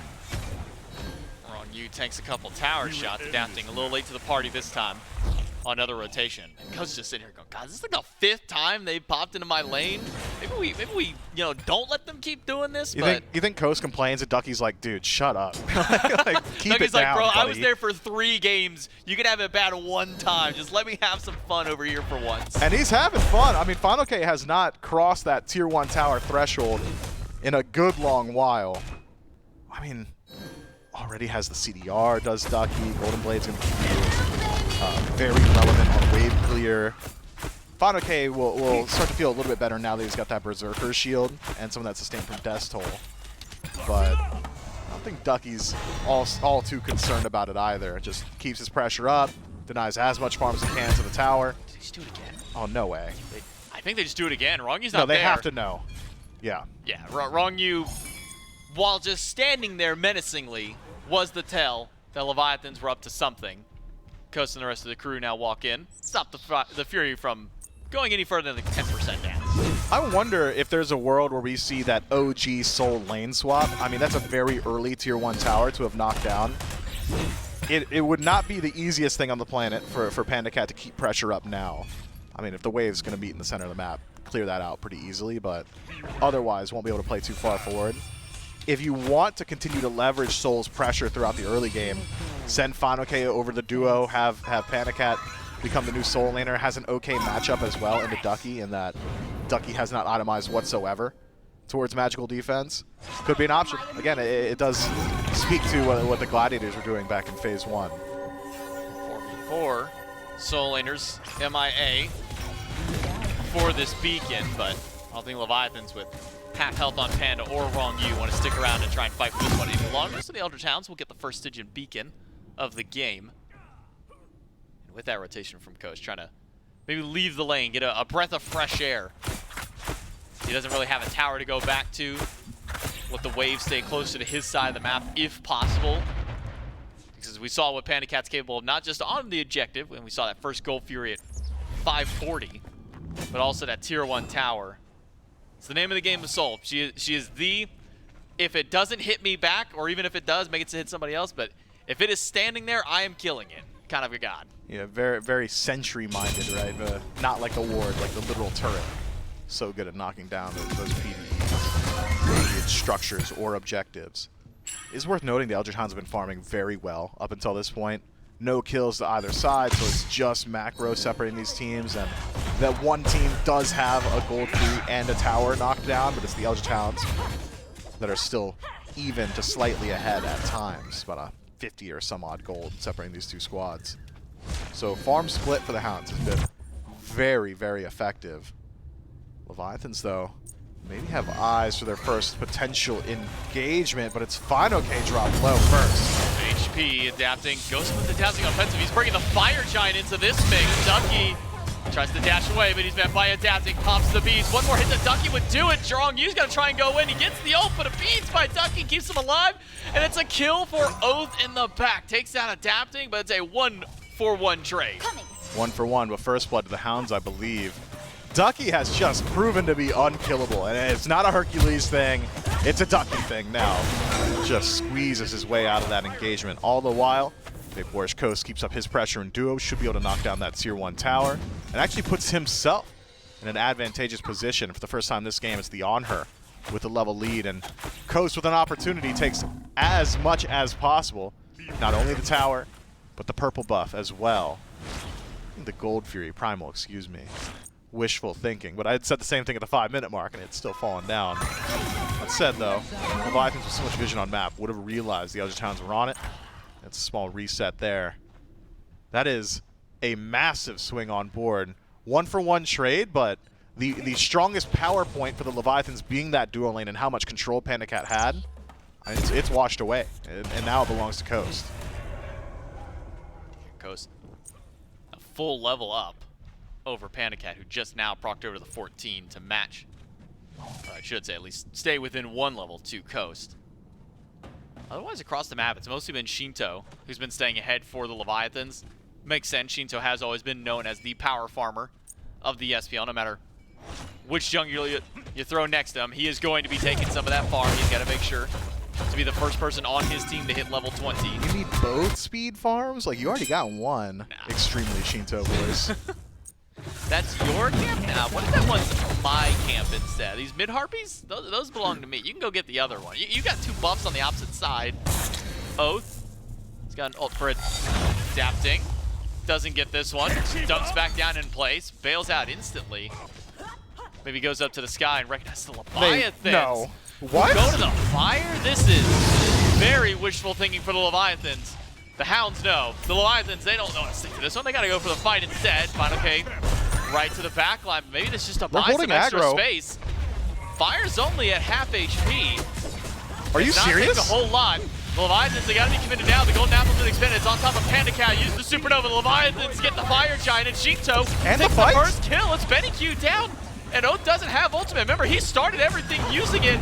Ducky's being pulled around. Not enough healing this time. Double kill for Shinto. Neilma used the Riptide. That's not going to get him far. It's 3 for Shinto. Triple kill for the Leviathans mid laner. And Oath stands by, noticing that Adapting's in the jungle. The Leviathans, they get away with murder. They take 3 kills and a Fire Giant. The Leviathans said, look, we've got a game to play with. You steal this Fire Giant, we might just throw the whole game. We get this Fire Giant, it might also just be the whole game. The Eldritch Hounds show up when Fire's at 80%. They're there and present during the DPS, during the secure, during the fight afterwards, and the Leviathans simply take everything. I would have to go back and watch that whole fight in slow motion. I could not glean the information that makes that so one-sided to the Leviathans. Just ridiculous. You have to think it's Oath's ultimate that starts off that whole fight, just up the air, back down. A major tool lost. Leviathans say, well, you're probably going to need that if you're going to win a fight against us. And they were right. They were right to tank the Fire Giant in front of them as well. I couldn't tell you, J-Mac.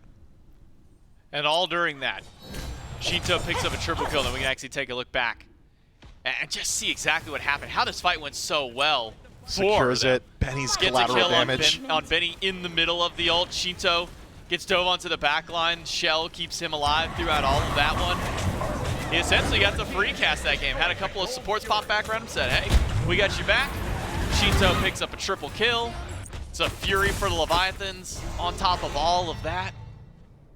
And now complete control of this map one more time. It was so well for the Hounds, keeping even. It was 0-0 for such a long time. Even the 1-1, it was a dead even game. Now 5,000 in the lead for Leviathans. Yeah, Levi's turned this game on its head on a dime.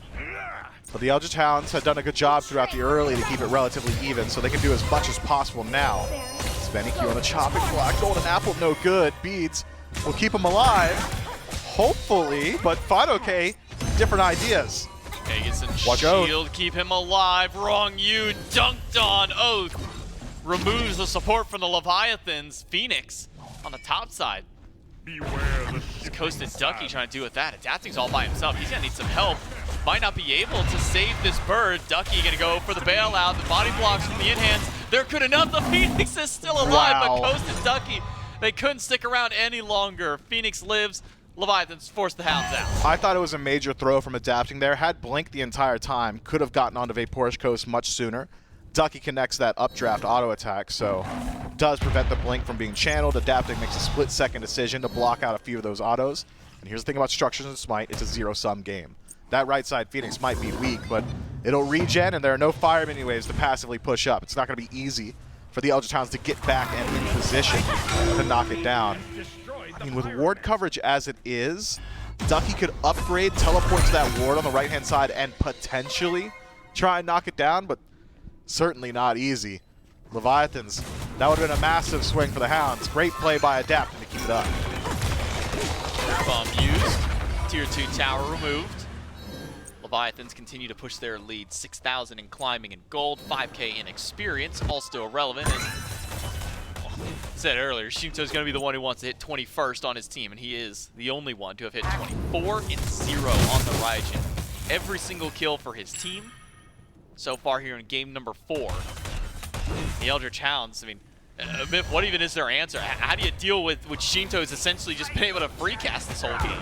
I mean, jumping onto Shinto is the only answer, right? Unfortunately, he's got Beads, Aegis, Ultimate all available, so it'll be pretty difficult to do from this position, especially considering he's not just going to watch you. He's going to deal damage at the same time. And in a DPS race, I don't see too many options that are going to be able to match up against Shinto. I mean, Oath can always be a difference maker on Thor. That just explosive potential of, hey, I'm in your backline. What are you going to do about it? There's a wall behind you now. It is so tough to deal with.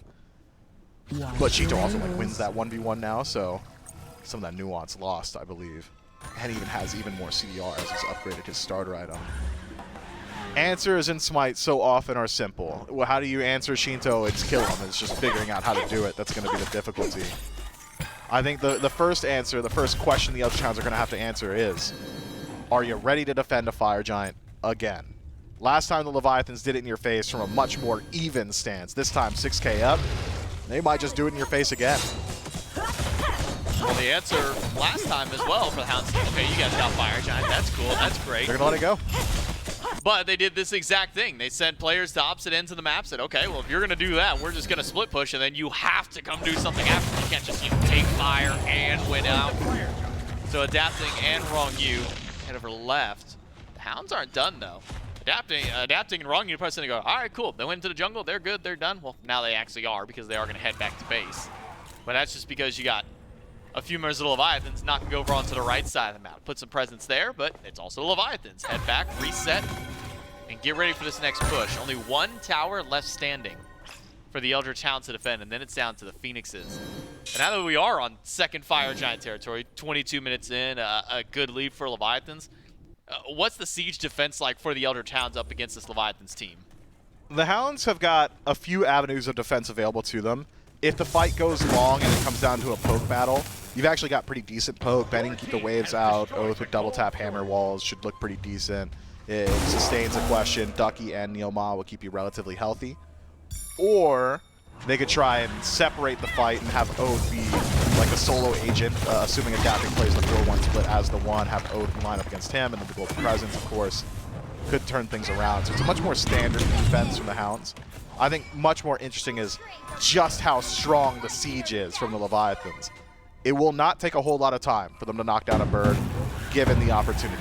Panda Cat just needs to keep his passive stacked up. Wrongu creates a little bit of space, and birds will fall fast. Leviathans trying to push in for a siege. Big defense by the Hounds could keep things alive. Leviathans going to be a bit cautious on their siege, bit slower on the push-up, waiting for these minions. But as the next wave comes in, let's listen to the Leviathans on this siege.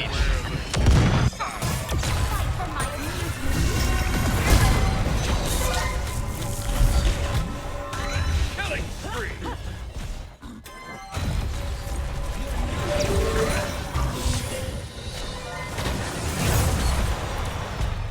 Watch this.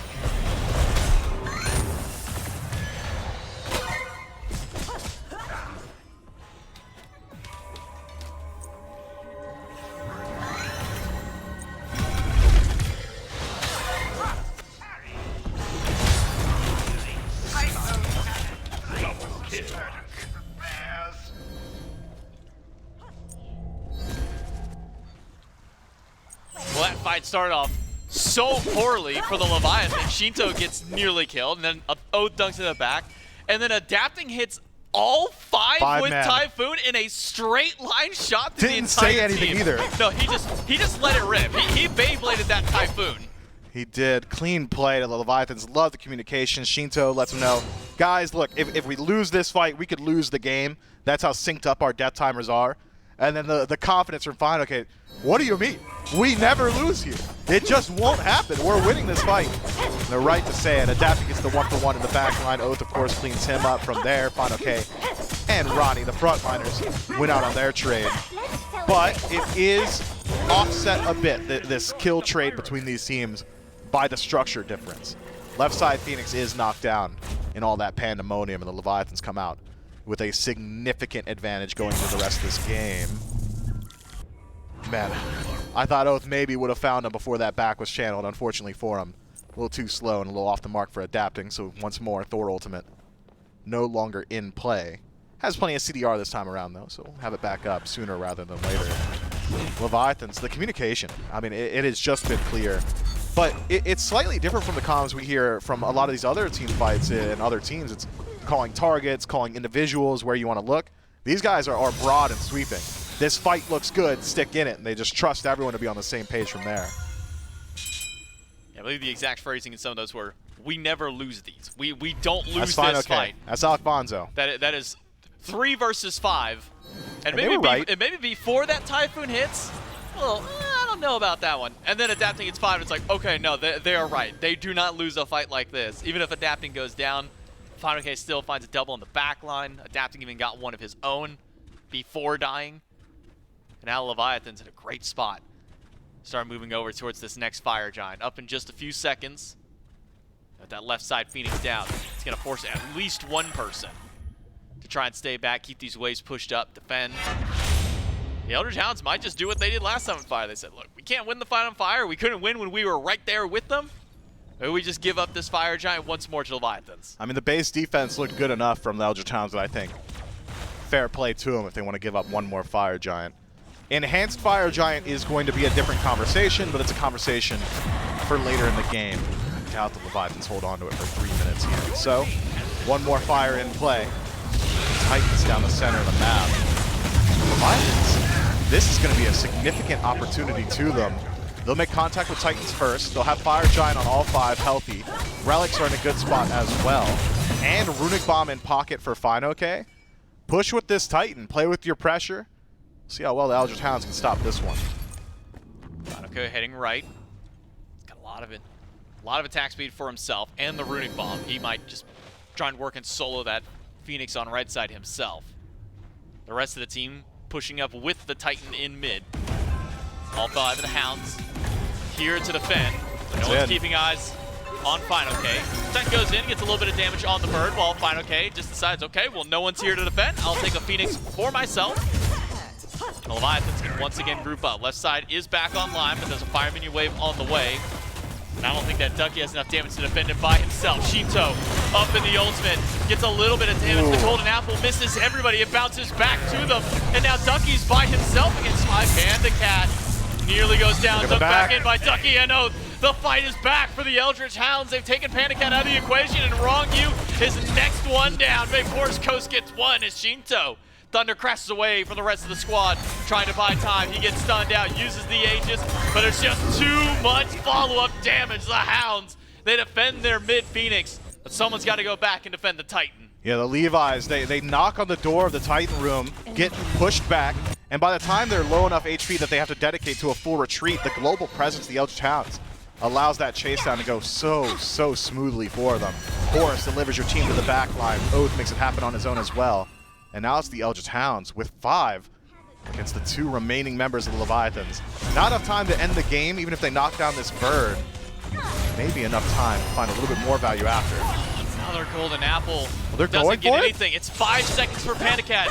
He might have his ult by the time This he is gets dangerous. back in. Adapting, he hits a lot with the Typhoon. That's and it. Final K gets a kill. Panda Cat's back up, and it's another one taken out. Adapting goes down, but Final K's picked up the double. Panda Cat gets a double as well. The Leviathans hold firm. The Hounds stick around for too long. The Eldritch Hounds base defense looks so good, And the last two fights, this panic end, I mean, that's really the only way to describe it. Cheeto should just be dead here. Unfortunately for him, we'll spend another 60 seconds in the grayscale.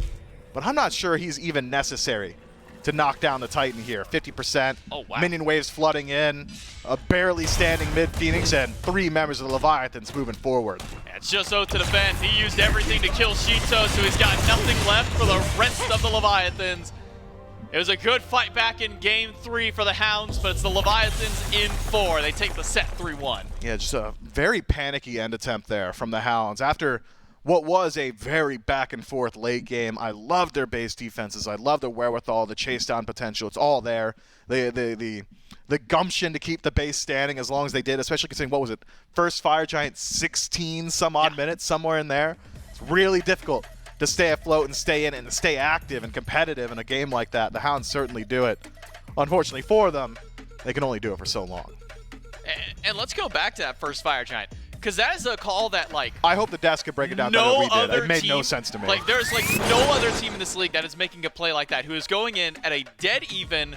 You see the entire enemy team step up too. The whole time. The whole from like 95% of Fire Giant HP to 0. They knew they were there, and the Leviathans said, "We're still just gonna take the Fire Giant."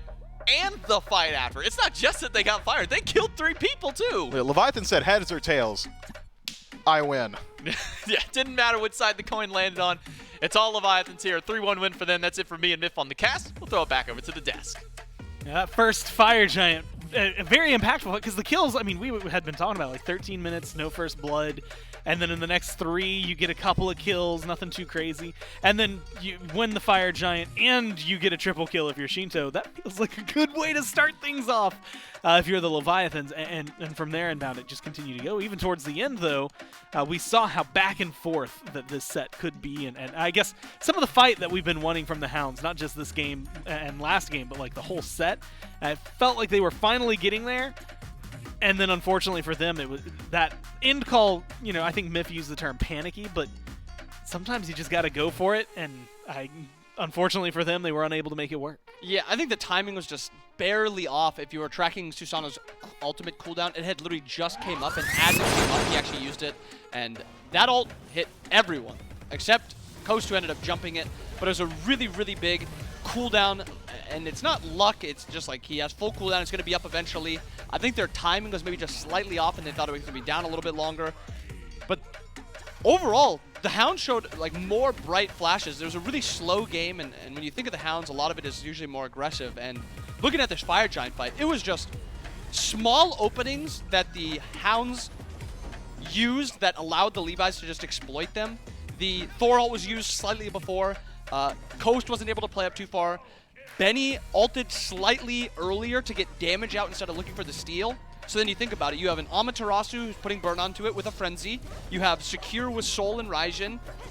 And sometimes that's all you need. Those little openings, the really, really good teams exploit those. And if I remember, I actually remember there was a moment where you looked up and you went, "Oh no, you don't win this against an Ama."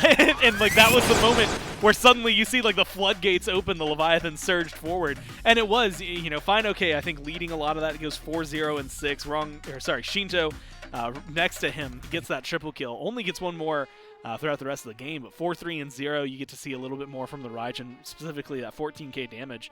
In a low fight environment, you know, when you've got Oath 6-1 and 4 putting up 18k, Benny Q putting up 19k, like they had the damage. The Secure maybe not as much there, but the Leviathan's more consistent with that damage turning into actual kills. Yeah, a little bit of sustain. They both had a good amount of sustain, but I mean, Amma, a lot of self-sustain, especially with Death's Embrace once it gets to that point. And then Soul also has a good amount of sustain. It's a tough fight to win for the Hounds because a lot of it is they have to be quick when you're chasing down an Amaterasu. She provides so much survivability. They had the Emoja, but it just wasn't enough. Overall, really good day by the Levi's. Really clean games. I think Game 3, if they clean it up a little bit more around that mid-game and don't get bullied out as much, I think that game is even one that they could have won. But both positives from both sides. Levi's just take it 3-1. And you know what? They look good doing it. Even in the one loss, right? And in that last one, they probably want things to go maybe a little more clean for them, that Phoenix Siege specifically. Before they turn it around the last time, it gets turned around on them. And so things like that maybe is what they're going to be looking forward to. But they came in, at least for the first 2 games, it was emphatic. And for part of this last game, it was also a pretty emphatic statement. But you don't got to take it from me. We've got Wrong You standing by ready for an interview. That's what I got. Wrong You from the Leviathans here with the first game. First off, congrats on the big win here up against the Hounds. What was the call around fire? First fire giant, 16 minutes. You just walk up and take fire. I mean, who made the call to go for that? And then also the call to stick to me. What's going on with you guys at that fire giant play? Well, basically, when you have like these kind of comms with Amy and you're against Jamoya, you pretty much don't want to fight. And I think we got the tier 1 in duo, so Max was either getting gang or zone, so he needs to do something, right? So like Max was like, "Can I do fire?" And then we're like, "No, we don't have the frenzy." And they're like, "I'm here," and they're in right because I think we saw the Thor in the war or something. We're like, "Okay, let's pull fire, let's pull the trigger." And then I don't know how we got the fire, to be honest. It was pure luck because I was like, "Wait, are we doing this fire?" And then it was like, "No, we're fine, we're fine." And then we ended up getting it, which because Shindo was aware of that. But yeah, it was just like, to be honest, luck. Yeah, a big fire giant for you guys, and then catapult you guys into a lead. And I kind of want to also maybe dial into a little bit later that Phoenix Siege attempt by you guys. You guys get the Phoenix, almost get out of there. Shinto goes down. But y'all make the decision to stick around that fight. I mean, what was the call for you, for Fino, and for Adapting to stick by and keep it going in that 3v5 fight? Well, it's just like we want them to know like farm, and I feel like we were just strong like servers, Adapting and Amaterasu, like they cannot like over chase us, so we can just like just vibe in there and just deny some farm pretty much. And then for you guys now, getting a win today now puts you, I believe, 2-1 on your record, kind of moving forward for your first few matchups. How's it feel finally getting some big wins under your belt? You know, it was a tough first phase, but now you're coming out strong here in phase 2. Yeah, I mean, one more win and we're gonna be like the same wins as last phase now, so it's gonna be like a. That's the deal. Get 3 wins and then we celebrate. Get your 3 wins early, then the rest of the phase kind of coast through. Congrats on your win, Wrong. I'll let you back with the team. I'll throw it back over to the desk. And getting the win, honestly, end of the day, something very important, I think, for the Leviathans. Last week, 3-0 against the Dragons, 0-3 against the Ferrymen, now 3-1 against the Hounds. So trying to get those wins, and very specifically, you know, match, I think, an energy, or maybe I should say surpass an energy that they had in Phase 1, and try to level up this Leviathans again on this long road that we are facing towards Worlds. But that's just set number 1 today. 3-1 again for the Leviathans over the Hounds, if you're just tuning in. It's a set that you're going to want to either go catch the VOD or catch on youtube.com/SmiteVOD in the future. Coming up next, it's going to be the Ravens and the Gladiators. One that I'm really excited to see. The Gladiators had an interesting showing, go 5 games up against the Dragons. The Ravens have an interesting showing, but maybe not in the way that they would like overall in Week 1. 2 0-3 losses, 1 to the Warriors, 1 to the Kings. And so trying to turn their luck around as well as for the Gladiators, put some wins on the board. So one inbound, at least in this next set, that I'm very excited to watch. Yeah, I think it's a game that, or I guess a set that both of these teams want to take, because if the Ravens lose this one, they go 0-3, which is not where you want to be, especially in, I mean, Phase 2. If this is Phase 1, you're 0-3, there's stuff you can build on. But this is Phase 2. This is the road to Worlds. If you're 0-3, that's never a good look. And the Gladiators, they want to avoid going 0-2. And if the Ravens beat them, they actually pass them in the standings, and they would now be the lowest team on the Chaos side. So it's a very important game for both of these. You play this team only one other time, and it's very important if you are, you know, trying to get not last, which every team is trying to get not last, to win these games in your division. Outer divisions don't mean as much for those head-to-heads, but this is a game that both of these teams need. And it's this weird balance where it's like almost, it's kind of good news that the games you've lost have been in division, because like you're going to play them again at some point. You get another one, you get another shot to try and, you know, tie head-to-head and then take some other things. Because the out-of-division, like if, you know, I'm going to use the Warriors example. If you win all 4 of your out-of-division matches, and then you could drop 4 throughout the regular season in your phase, and you still got the same number as people who've lost those. So the Ravens, this staying in division for them, at first maybe was like, okay, cool, maybe you can glance over. But like you said, it gets more important the more the one number gets bigger. The loss column keeps going up. Things are going to get a little stressful for you. So this is the time to try and turn things around. Of course, for the Gladiators, this is the time to try and pick things up and see if you can get the ball rolling. So it's going to be fun to watch. Ravens Gladiators will come up next. It's a 3-1 win here for the Leviathans in set number 1. That's from myself and Inbound. We're going to kick it to a quick break, and then when we get back, it'll be set 2.